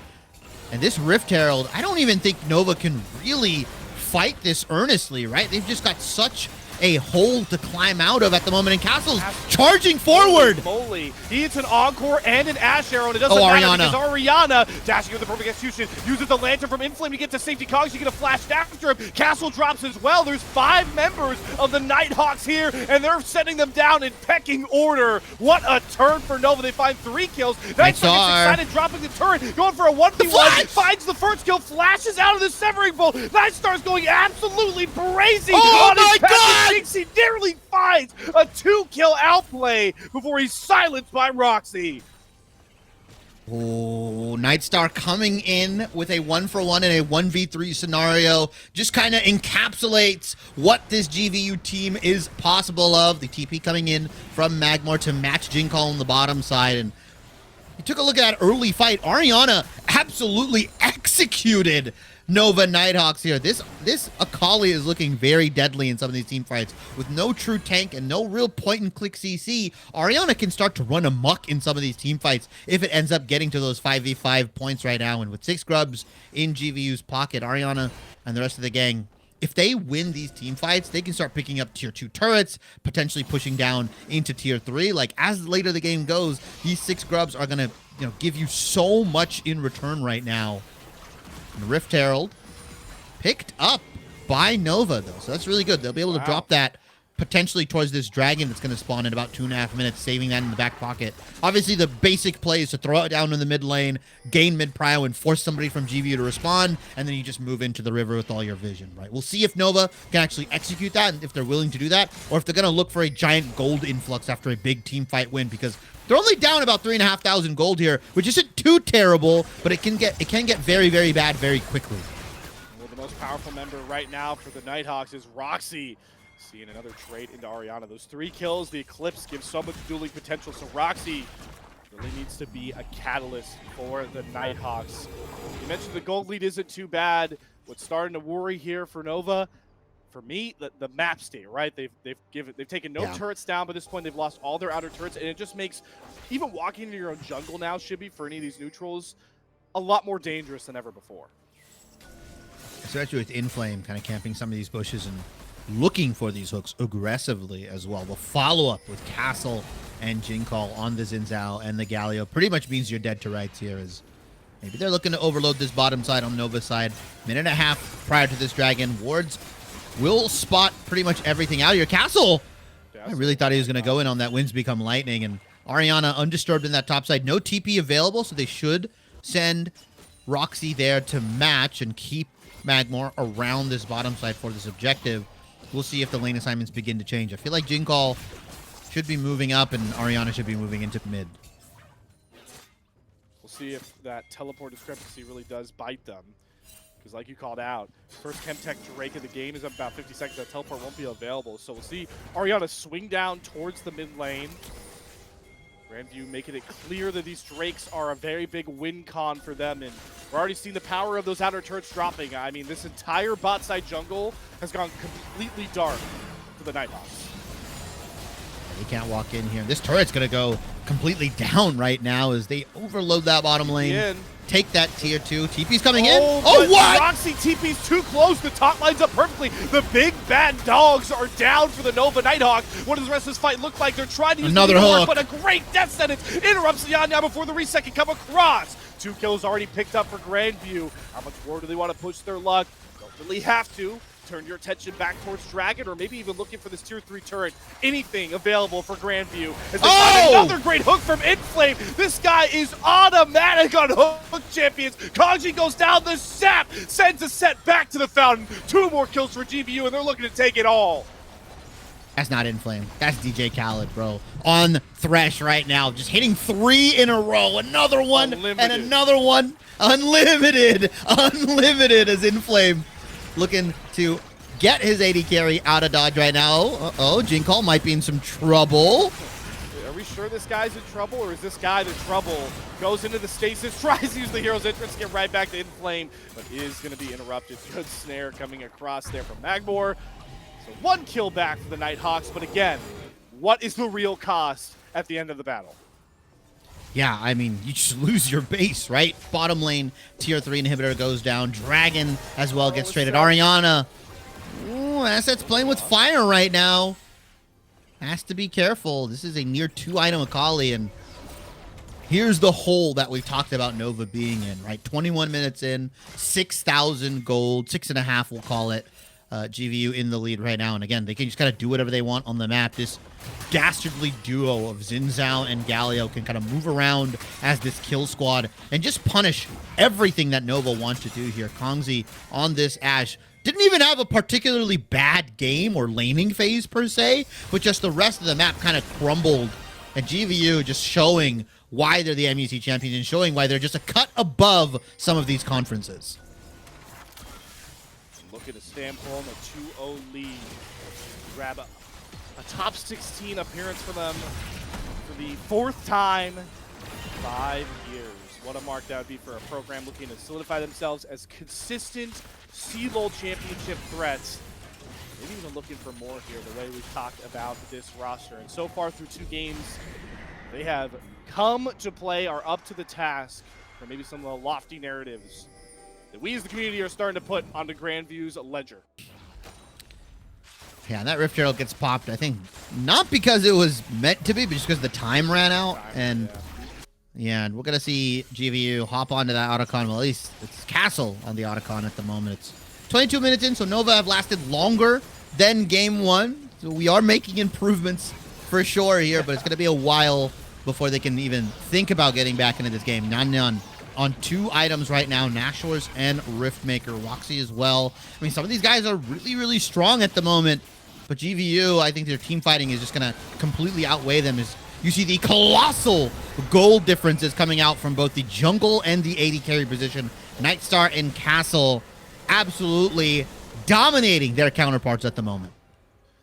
Rose petals come across as well, so you can start seeing like the level differences. Is what Nightstar's 2 levels up now by this point. You got a 2-level lead in the jungle. At least a level lead, if not more, over there. As thank you to our production there for highlighting the gross amount of petals that GVU is currently holding by this point. And with the power of the Galio, teleport up for Gig Qual soon. It's going to be hard for the Nighthawks to really even play the map by this point, especially once Baron spawns here in 2 minutes, with the threat of 5 members of GVU really showing up anywhere with relative ease at this current juncture. Yeah, I mean, we'll see if they end up just waiting for Baron. They've got a couple tier 2 towers to knock down. Supers are pushing in that bottom side. And yeah, GVU can kind of just move freely right now. We'll see if Nova can actually put up a proper defense here. This might be the move. Down, Encore on to 3. The Crescent Guard isn't blocking a lot. The Spiraling Despair finds the kill on the Inflame. Equal going to show up, land a double top. But look how low Nightstar is on the backside. They don't have their big bad Jinx to compete with. And that means the Nighthawks can start reigning supreme. Castle will be chased down. Here is the turn for Nova. 3 kills found, and Roxy may be looking for more here. Nightstar and Ariana have to run for the hills as they've been gut punched by the Nighthawks. A very good encore coming out from a set there. 3-man encore under that tier 2 turret. Supers were pushing that bottom lane, or that bottom side here. Don't know if they actually were able to start banging on those Nexus turrets, but some much needed gold going back into the pots. And then Nyan maybe punishing Nightstar. No the greed! Stops. Oh, that's a huge shutdown in Yan. So look at all the Nighthawks are getting off to those 4 kills. Shutdowns galore. They're grabbing turrets with bounties onto them. This is a massive gold swing that Oriana is trying to neutralize here. Look at this flank manifesting. Inflame is coming from the top side here. The bottom lane is looking extra juicy for Oriana. Swinging over to NA and looking to make it work for GVU in their rookie split at CLOL. First kill found onto a set. Wait a minute. Found. Teleports are coming across though. Gigqual is very tanky into the 4th stack of Nighthawk. But here comes the needlework as Yan looks to dive into the turret. Inflame with a perfect time death sentence though. Yan's getting no value out of this Gwen, and Gigqual finds the turn. Kill traded back out though. Castle doesn't have the protection of the Crescent Guard. Roxy flying under the turn. Another great buffer from Inflame. Nearly hits the death sentence. This guy is so locked in right now for GVU. The rocket gonna go wide. And finally we can settle down after that escapade. Back and forth between these teams, but overall, pretty good for Nova. Right now, they're only down, what, 4,000 gold? It was 6,000 originally. You also got to flash to the gold. Nyan was down, what, 4,000 gold to his counterpart. Because of all that fighting, because of all the skirmishing, GVU do come out on top, and they are going to pick up the Chemtech Soul for themselves. Now, it's not game winning by any means. Chemtech Soul is still very, very doable. You can still win games into teams like that, but it does make Nova Nighthawk's job that much harder. Not too many heals and shields on the side of GVU, but just having that extra little defense after that, halfway point where you're that much harder to kill could be the difference maker, especially with these fights going pretty much toe-to-toe here. But Nyan picked up a boatload of gold, and you already saw him ripping through some of these members. I mean, pretty much shish kebab Jinkall, even on this Galio, who kind of has refused to pick up any MR. Now they're going after Roxy, knowing that this Nefiri is a problem. Going to burn the flash, but Ariana is sticking to him Good like redemption. glue. Gigqual going to try and get a big taunt down. Only going to find it, though, on Nyan, who uses the needlework, and they trap Gigqual. Ariana did not want to dive that far. Encore going to land. The Nighthawks are pecking the eyes out of GVU right now. Nighthawks right now going crazy. Oh my god, are they looking for more here as well? Castle is going to slow them down a bit, but Yan wrestles control this Baron pit. Shibby, you're up 2 members. Why not keep pushing the tempo here? Baron on the cards. But Nova don't want to make that call. They don't want to push too far, so they'll settle for a reset after another winning set of picks.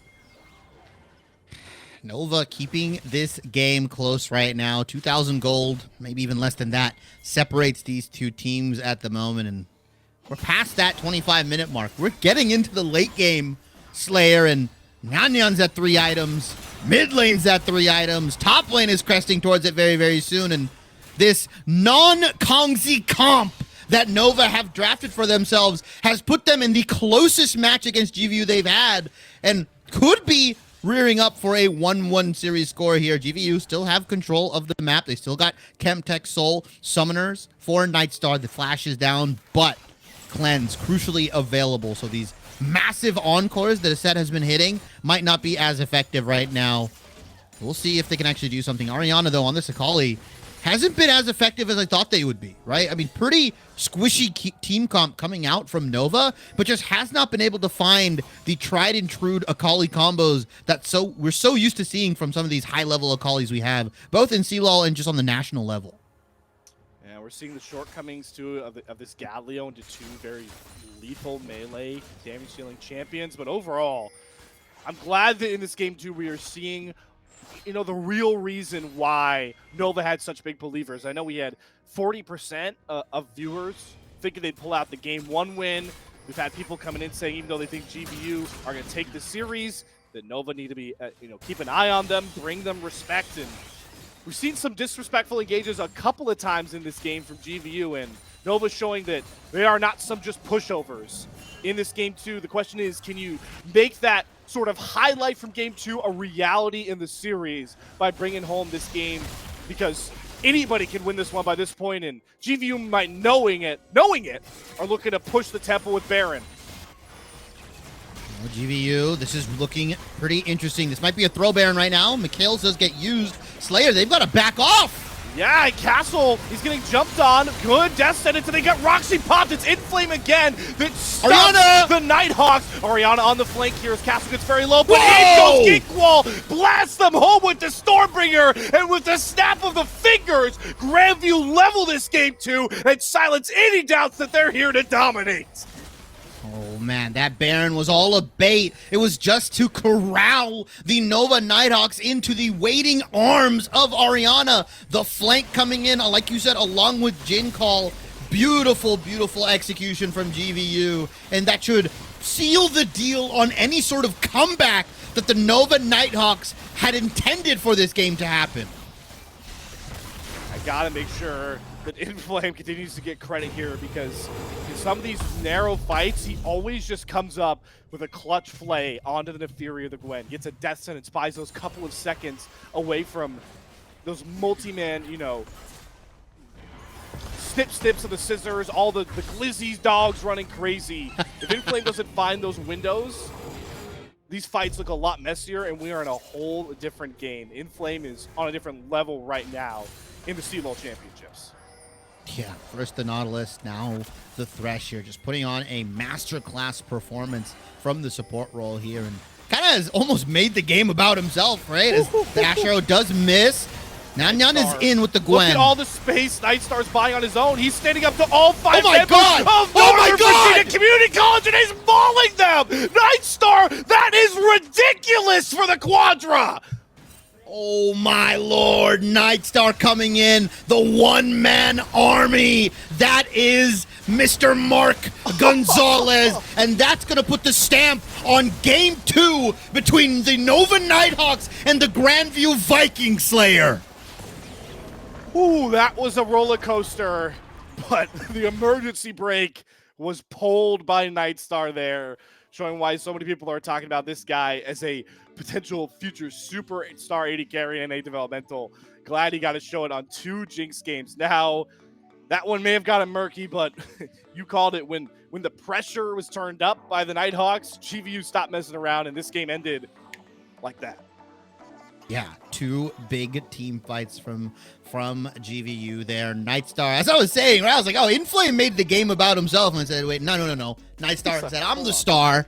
Hold on, let me just pop a quadra kill really quickly. It could have been a penta, potentially, but they just, like you said, Thanos snap, end the game so quickly there. And it was a better fought game from the Nighthawks, by the way. Like, they were able to get scrappy, to get kills, and like you said, put kills onto the right targets and get gold into the right hands. But Inflame doing a fantastic job on the Thresh, landing hook after hook, the flays to kind of dissuade any of this aggression from the Gwen and the Neferi. Nova Nighthawks came in with a pretty solid plan and composition in Game 2. They almost were able to execute on it, but GVU are just playing on a different mechanical level at the moment.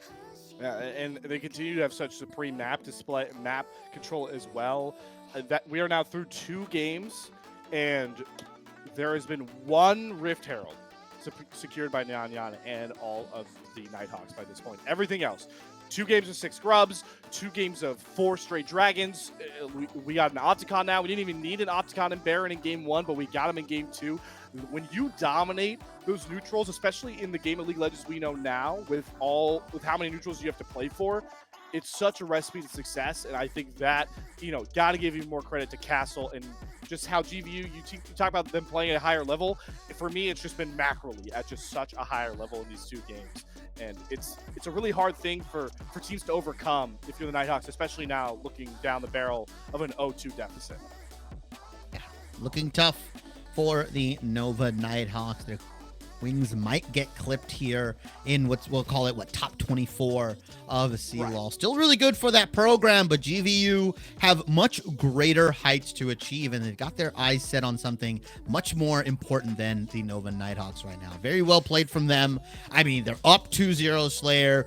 Will Castle get his Zins out for game 3? Because we're not in Fearless. So a lot of these champions that are being given over, it's tough because you've been banning so many different things out. You've been denying Nightstar some of his other power picks, but they've been happily going back to the Jinx Zinzao. And it doesn't feel like GVU are really kind of revealing any of the secret sauce. It doesn't feel like they're super pressured. Maybe the Akali top was a fun pick. Maybe that's something they bring out. But realistically, all the champions that were played here, I could see them regularly picked up by GVU on against Northwood, against Weber, some of these higher level teams. This is something that they're willing to play and pick up against anyone.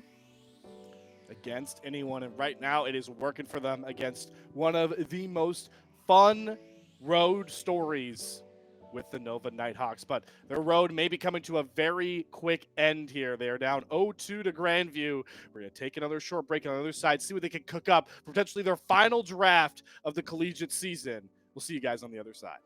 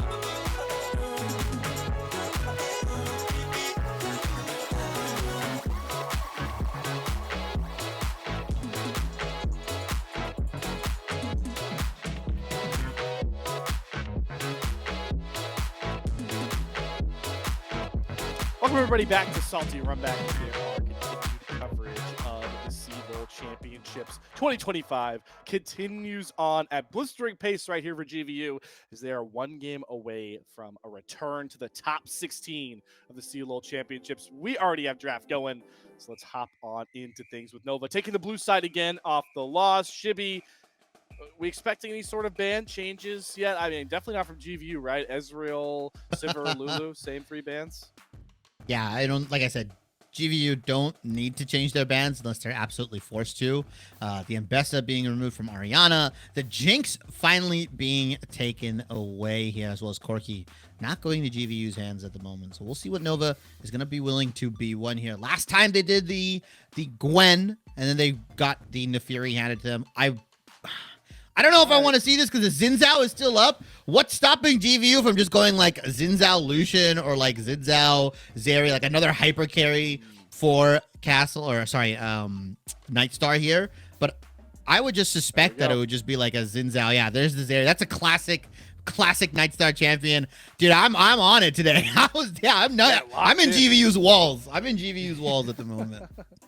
We do see that a set she'll get the Yuumi that she's been pretty potent on. Some of those Kongji clips, the outplays we shown, the Yuumi was making it. You got to give credit to the Yuumi, even if it hurts a little bit. But we are picking Yuumi Lucian into a madman of a hook champion player in this day. I mean, we let the knowledge through. I guess there's less targets to hook, but if you hit the one, oh boy. Okay, haha. What? Boo! Boo! What no is going way, on, man? Why are we nerfing my guy Inflame? Is this they a muzzled him. They muzzled him straight up. They muzzled him. Soda? Oh, maybe this is like this has got to be a Yuumi answer, right? Like this has to be. I mean, of course, yeah. It's a hyper scaling, probably one of the best scaling supports in the game, right? Pairs up with the Zeri very well. You can empower your, melee carries. I'm assuming GVU is going to go for something melee orientated in the top side. They could even go double melee in mid and top here. Really, really good. Outscales the Yuumi fundamentally. All that poke that Yuumi likes to get down, you can heal up. It's a good pick. I get you're just going to beat Nova at their game here. This is like 3D or like 5D level chess from Nova or from GVU, right? Inflame's like, yeah, I can play the hook champions. But I'm also an enchanter player. I rock some Sona every now and then. Yeah. I get it. I understand it. But also, my heart wants to watch this guy play Hook Champions again because he is on another level right now. But they're playing towards what Nova's bringing to the table. So you gotta like it here. The Aurora lock-in gonna come across. Likely gonna be for Ginqual, just kind of a safe blind. There aren't a lot of matchups that Aurora feels particularly rough in this current meta. Yeah, I love Aurora. Love the flanks that you can get off, the amount of damage that she can output with the electrocute, especially when she hits that like 1 to 2 item power spike. Will absolutely nuke pretty much everybody on Nova's side here. Now you do have an angle for a beefy mid laner. That is one that I was potentially thinking of. I was thinking the Galio into Aurora is something we've been seeing pretty frequently. Cho'Gath is another answer. I'm assuming this is going to be the Shurelia's Cho'Gath, the one that just like clears waves with the empowered boots as well and just gets back onto the map instantly. This is not going to be fun for GVU. Like, this is so lame to lane against for Jingle. All I have to say, all you Salty Runback fans, if you ever see Shibby lock this Cho'Gath in a flex game, you have my permission in his lane, you have permission to report him because he will steal all the side waves. Don't trust this guy. All right, he is a menace on this champion. We'll see if Magmore is that level of heist on this Cho'Gath. Is the Renekton coming across as well for Nova? Team fighting pick here potentially coming out, but yeah, I like this for Ariana. Come on, we talk about this, guys. The X factor for GVU. Let's pick the Jax. Let's pick to thrash this Renekton and find a lead through the top side. Yeah, and with that Gwen kind of now being in the full picture of this team, it is going to go into Nyanyan's hand. I kind of wish they went for a Vi angle here, put the Gwen in the top side for Nova here, because you don't have anything for this Zeri. Right? Like, it is just like a hopeful flash slice and dice stun, potentially, right, onto this area. Like, other than that, it's going to be very difficult to catch the man known as Mark Gonzalez.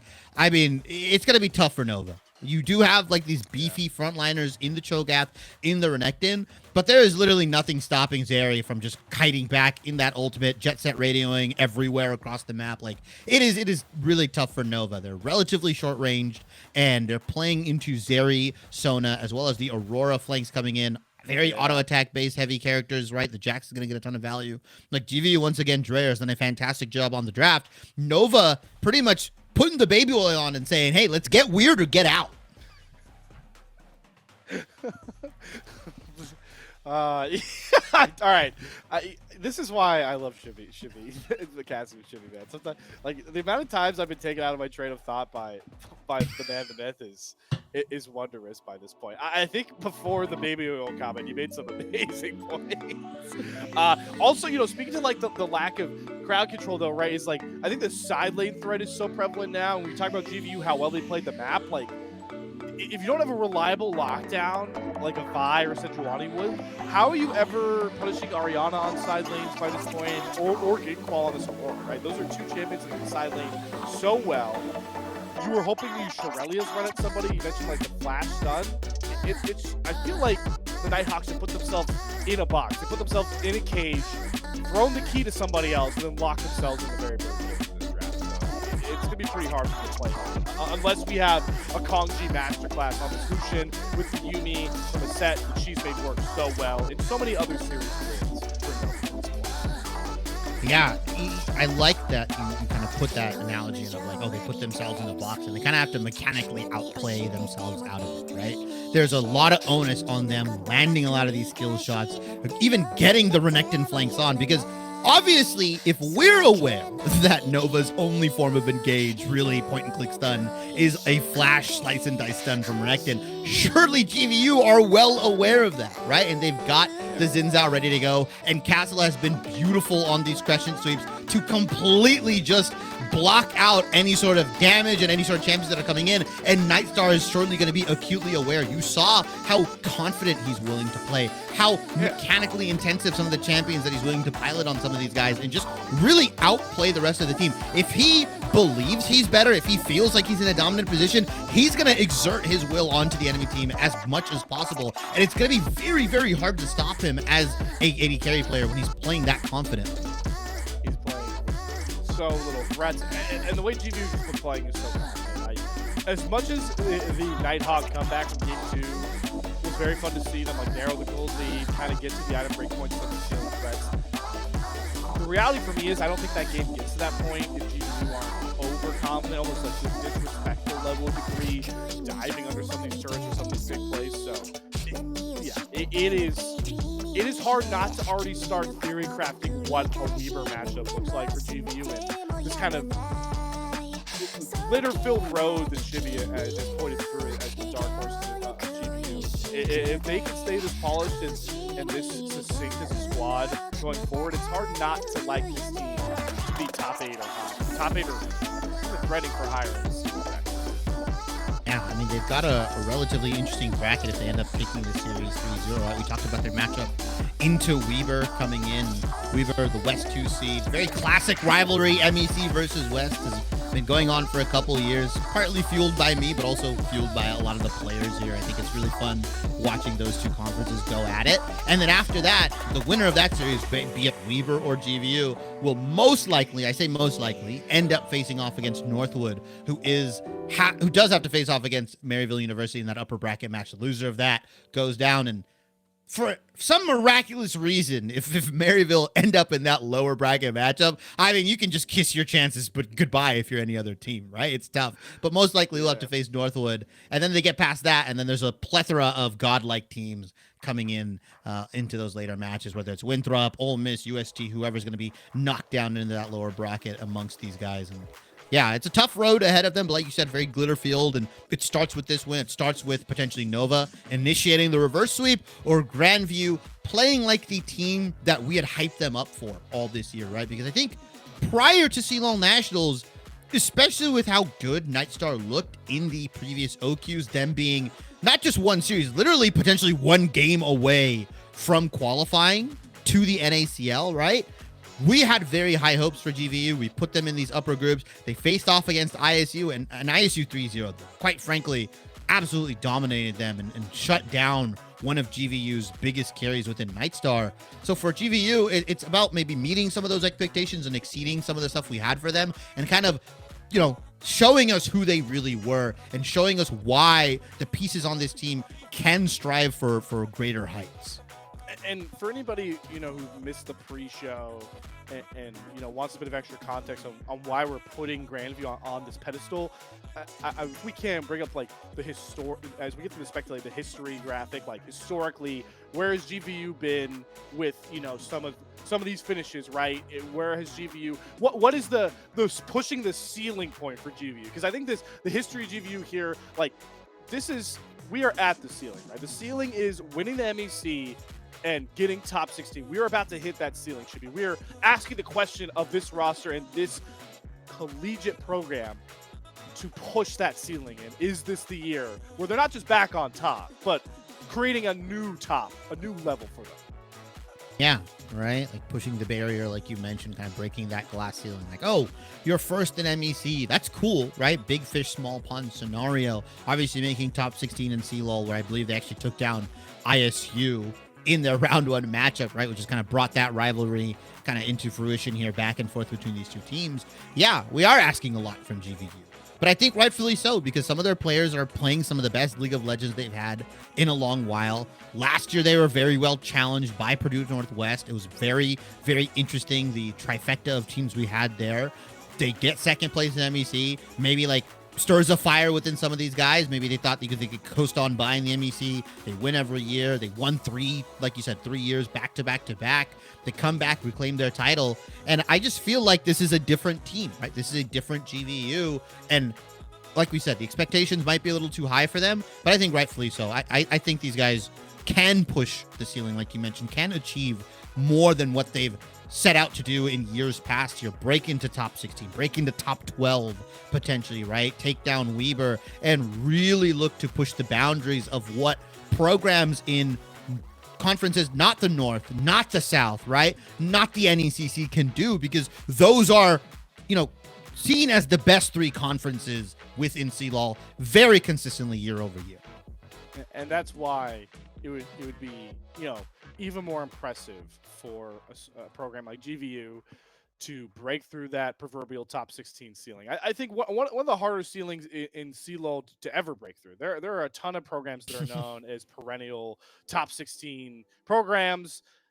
It's when you get to the top 8, you start getting into those elite conversations, and it compounds, right? Because you get a top 8 finish, you show yourself as an MEC winner. Like, that can attract, especially in the current ecosystem of NA developmental, that can attract more players to come in and just continue to compound and build on it. But enough talking about what the future of GVU could look like in this tournament and beyond. Let's see if they can complete the goals of the present.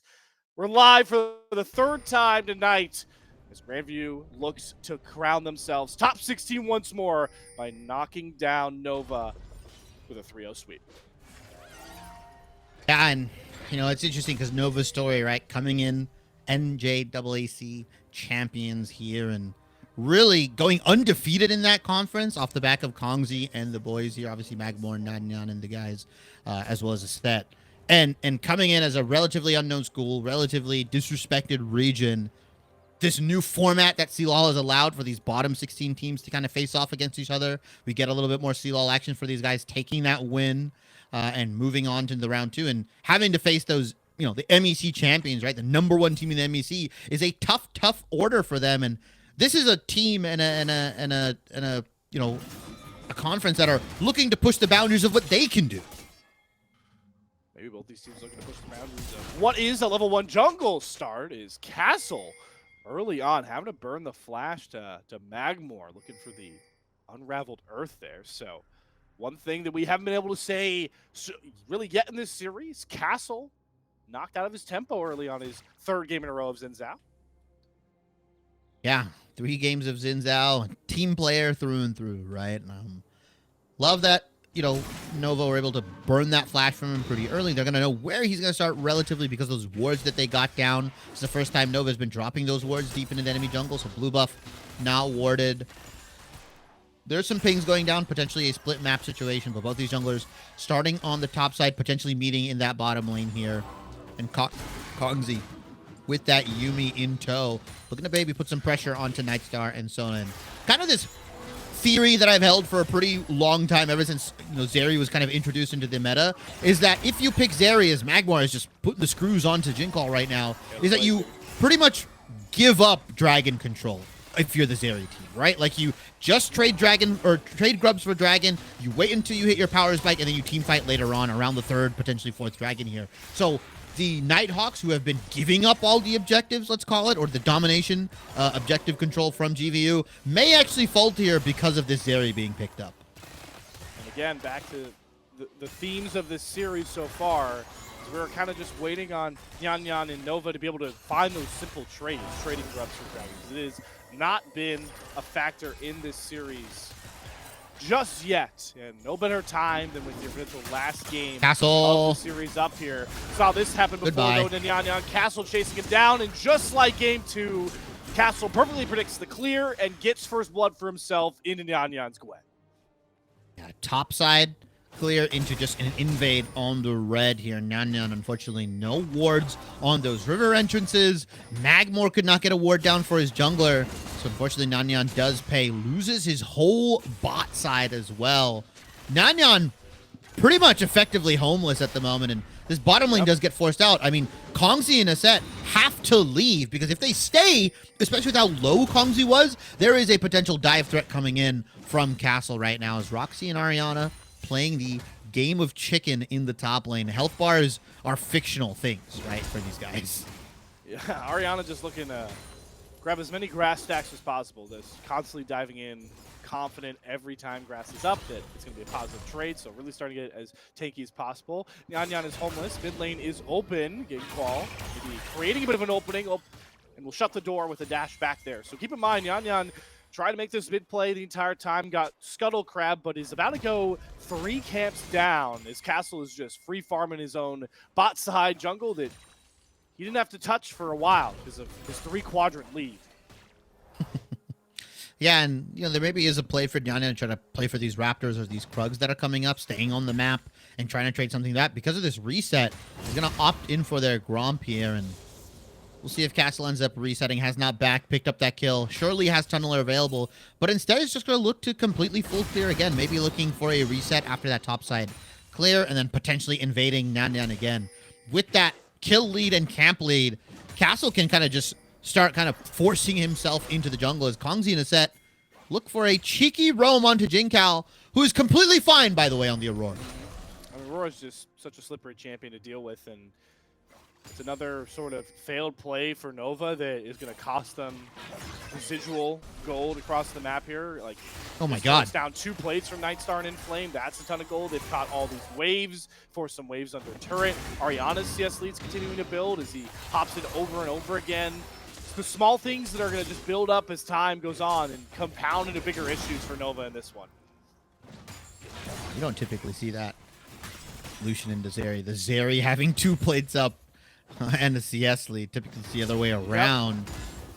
And it just kind of goes to show how proficient Nightstar is on a champion like Zeri. And the Zeri Sona lane, which is, you know, doing exactly what we expected, outvaluing the Yuumi, right? Any sort of poke that comes down, any sort of trades that come in, immediately gets healed up. Sure, Inflame was a little bit low on mana, but that tier that's been picked up early on should relieve some of those issues as Roxy pops the ultimate. Yeah, Roxy, I was going to say, Dominus is a hell of a drug for Renekton tops, and Ariana just looks completely outclassed now. Roxy slapping down the Jax with ease.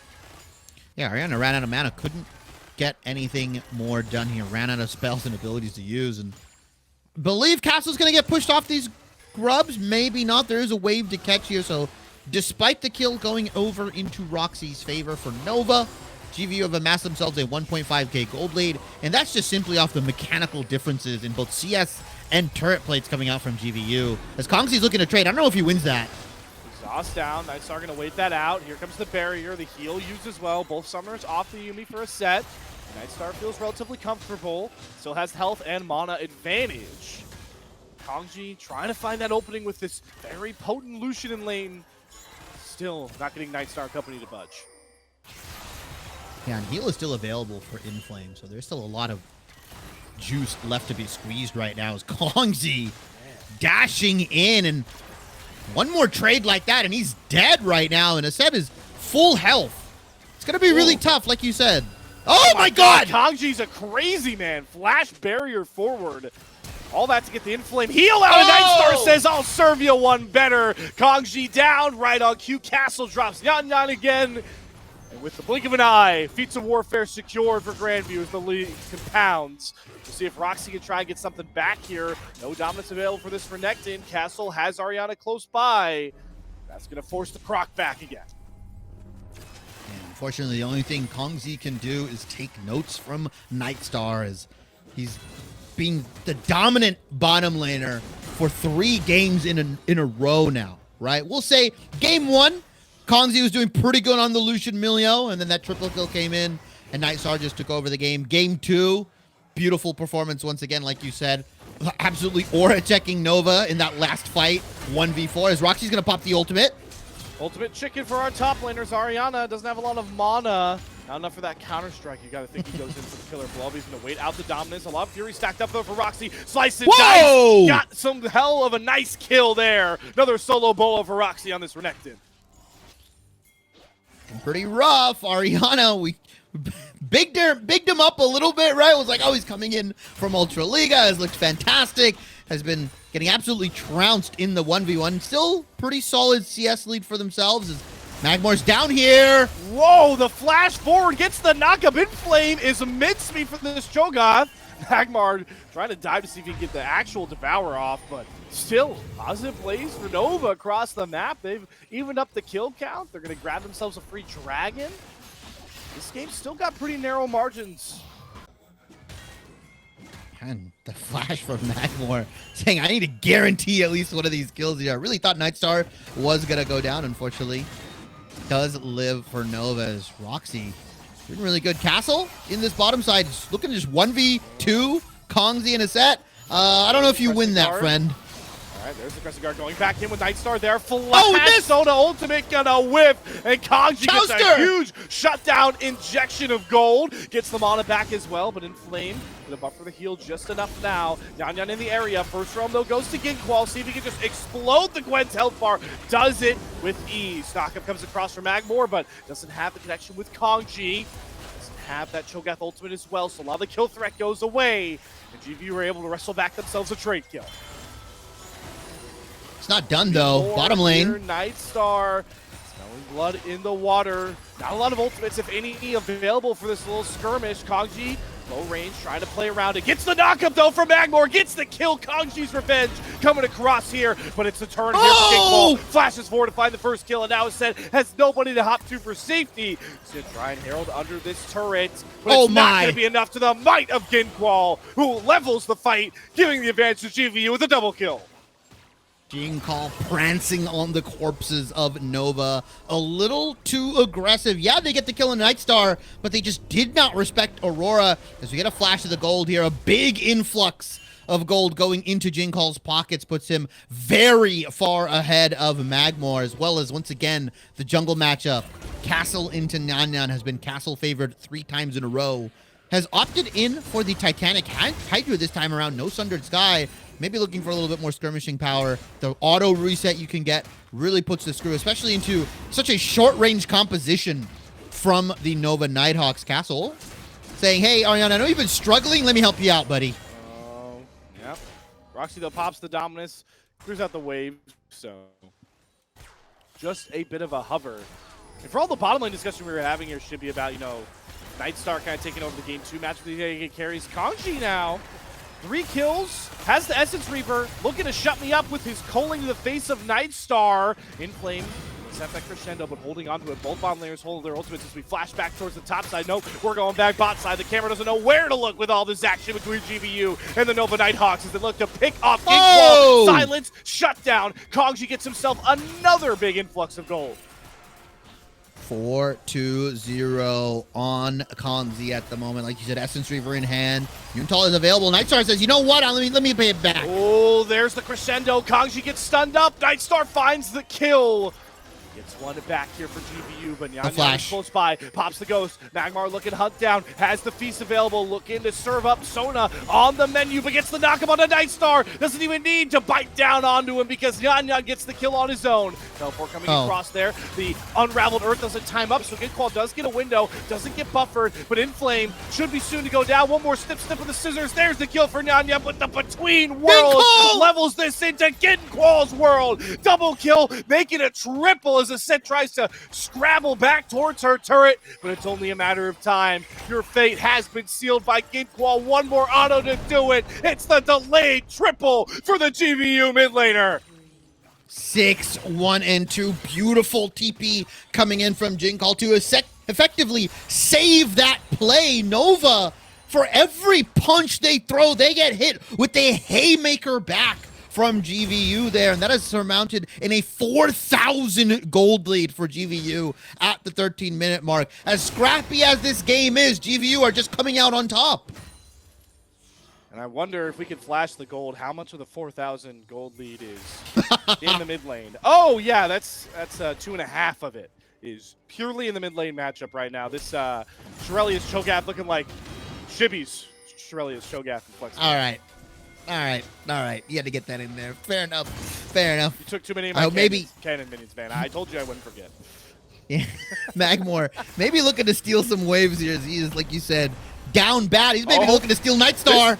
This is your Cho'Gath right here. Just running down the side lanes, trying to catch out 80 carries on the prowl, but Nightstar is making it really difficult to find that kill. Sure, you drop Nightstar, but Ginkwall, the real threat here, finds the trade kill. Kongji, though, still feeling ever as aggressive. Dashing back in, flashing forward, wants the kill, will not get it. Ginkwall diff has come through in Game 3 for GVU. Give himself a back-to-back triple kill.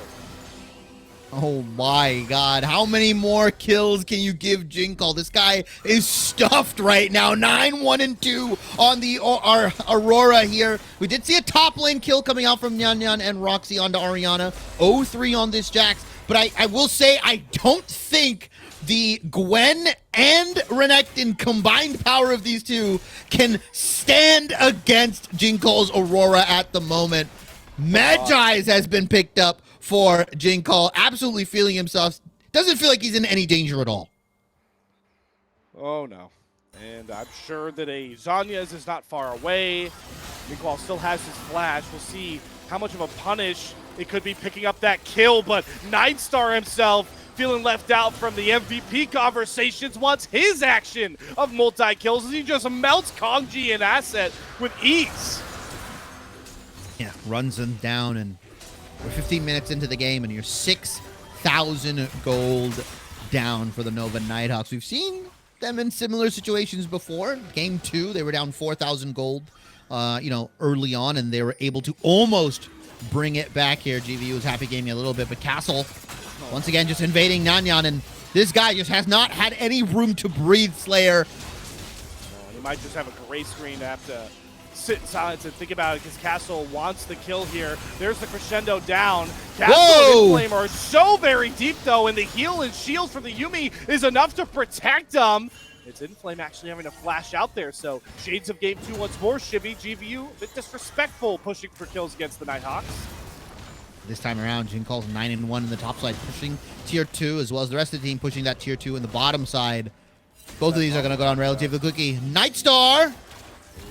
Gets the massive wall dash across, and this is what we talked about. It's so hard with Nova's comp to really lock down any of these GVU members. They don't have reliable CC, so Nightstar can be as slippery as possible. Set up Ginkwall as he look for the turn here. Popping the Zeri ultimate. Can Nyan find the first kill? Will knock him on the rupture. Holy moly! Nyan finds a pay dirt of large proportions. 2 kills and a 1,000 gold shutdown on the Ginkwall.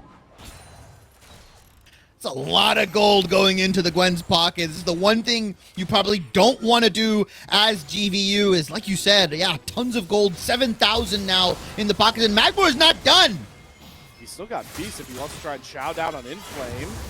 Yan here, Kongji coming across all members of the Nighthawks are TPing in here to dive on in for the party, and it's a feast of Magmar's proportions. In comes Ariana, though, does get the stun and the kill off to Yan, but it's just 2 split here for GVU. None of their members are succinct together, and Kongji drops the culling, drops the hammer onto Inflame. Aurora's here. 2 kills found here. 5 members of Nova. How greedy do GVU really want to be here? How powerful do they feel? A man down, trying to find these kills. This is still a 9-kill Aurora for Ginkwall. Well, you can see how badly he wants to push to the tempo. But they'll allow Nova to find their win and reset safely. And they're still down 7,000 gold here. Small victories for the Nova Nighthawks at the moment. 5-5-3. Nyan Gwen at 2 items at the moment can properly contend with the likes of Castle and Ariana. Don't know if he's going to do that much into Jingal, who did lose all the Medjai's stacks, unfortunately, so it's not gold efficient anymore. Becomes gold efficient, I believe, at 10 stacks, so we'll have to keep an eye on that as the game progresses forward. And Roxy on this Renekton, despite all the solo kills and everything that they've been able to manage here, I just don't feel as an actual threat for Nova, right? Black Cleaver and a couple items in the back pocket. Realistically, it's Kongzi and Nyanyan that are going to have to carry this game here. The objective split has been a little bit better. 1 Chemtech Dragon over to the side of Nova, but again, 6 grubs being picked up by GVU, as well as a Dragon and the Rift Herald picked up. 1 botched team fight from Nova could be their inhib. Oh. But there's the knockup. Not reliable CC, but they're getting it down. Ginkwall gonna try to use the 2 worlds, get slippery. Oh, what a but catch. Magmor reads him like a book. Maybe the Medjai's book as he feasts down on him for a big stack.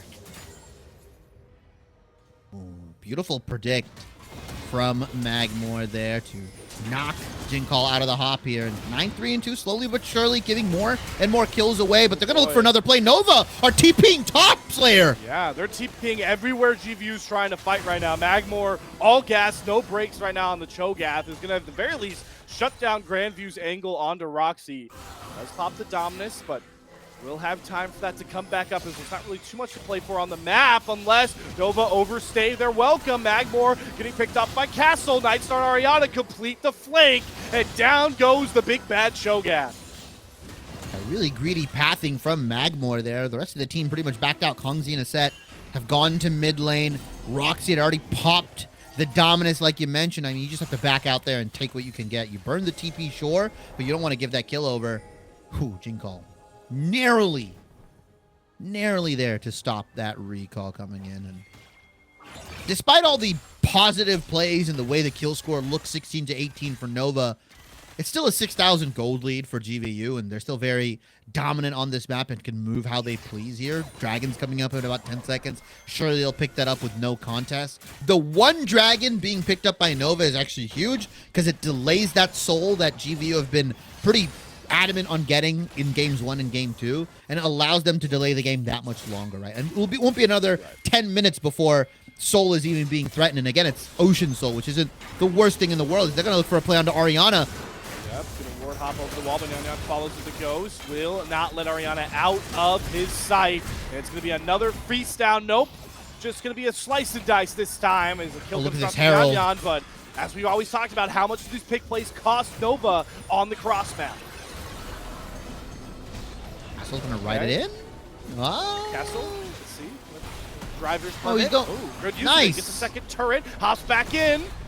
Wait, he's engaging. Push the action onto the inhibitor. Castle has no fear in his heart. Can Kongji punish it though? Ooh, Inflame whiffs on the crescendo, but does get the flash out of Kongji. Uses the Coley to kite back to safety. Roxy's health bar ticking down as more summoners are burned. Just keep Nova safe, but Nightstar Ginkwall going forward together with all the confidence in the world are looking to level this series on their own. They find the kill on a Magmar. Nyan is nowhere to be found. They're TP in. They're going for the Nexus turrets. GVU can smell top 16 in the CLOL Championships. Can they find the feast, though? They're looking for the last Nexus turret. Crestguard used to knock Roxy into all of GVU. Down. Ariana surviving under the turret. There's nowhere to protect the Nova Nighthawks anymore. They have to fight their way out, but they're just too damn weak, and they're falling like dominoes. send Grandview University to top 16 once more in the CLOL Championships.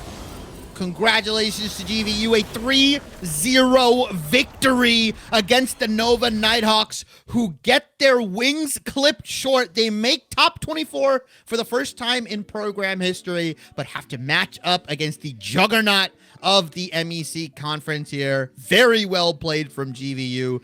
Dominant games outright from different players as well. Inflame and Nightstar in games 1 and 2. Jinkall in game 3, and Castle pretty much throughout the whole damn series. I mean, I can look to any of these players and tell you that they played a damn good series. Very well played from them. A 3-0 victory. Like I said, Slayer, I think most people had this series going 3-0 to GVU with a potential one game for Nighthawk. You potentially get that Kongzi carry, but unfortunately, it's not enough.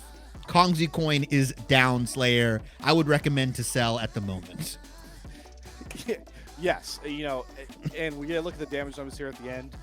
GVU, I'm glad you pointed it out. Like, you could give player of the game in these individual games to a lot of different people, and that is the makings of a team that can put themselves in a different tier, push their ceiling up like we're looking for GVU to do.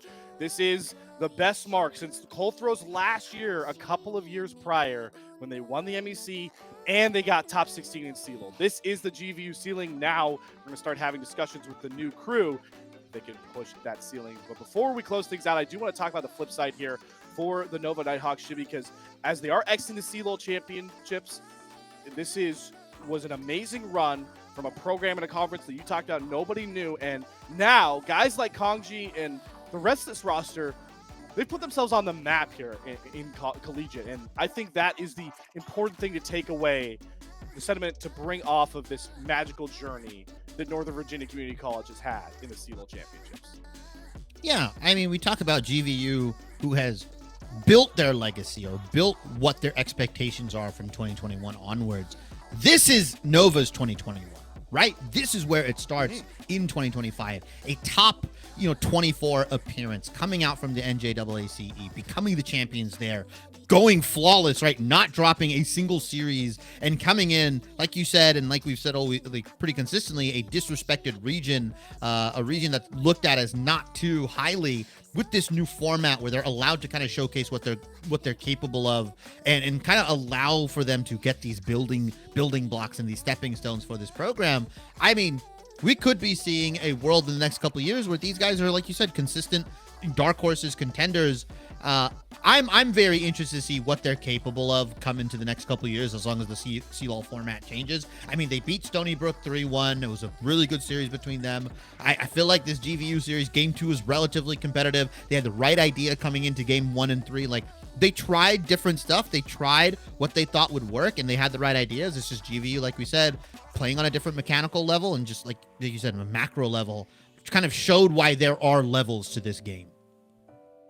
Exactly. As you look at that updated bracket here with GVU slotted in against Weber, that one's going to be fun. This is where the matchups start getting so tantalizing, especially in the lower bracket where elimination is on the line. But we kind of teed it up a little bit earlier talking about the bracket, Chibi. The one final match that is not decided in the top 24, as we're calling it, is going to be UCI versus UHSP. And I believe we're announcing it very live here on Salty Runback. That will be streamed here as the coverage continues from the Salty Runback crew, Grapes and Hawk. Big thanks to them.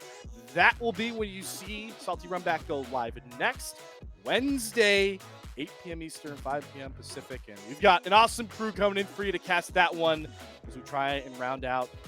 See if UCI can break some demons of their own and make a run from the lower bracket. Yeah, it'll be really interesting to see.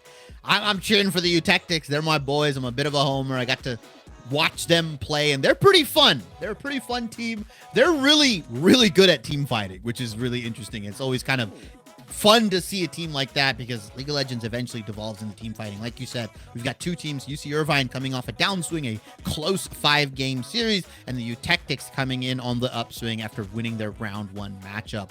I think it should be exciting here. I think most people have UC Irvine taking it 3-0, but don't be surprised if the Tactics take a game and sneak one away off of Zepri in that bottom lane. Another 80 carry that has been looking pretty good in CLOL.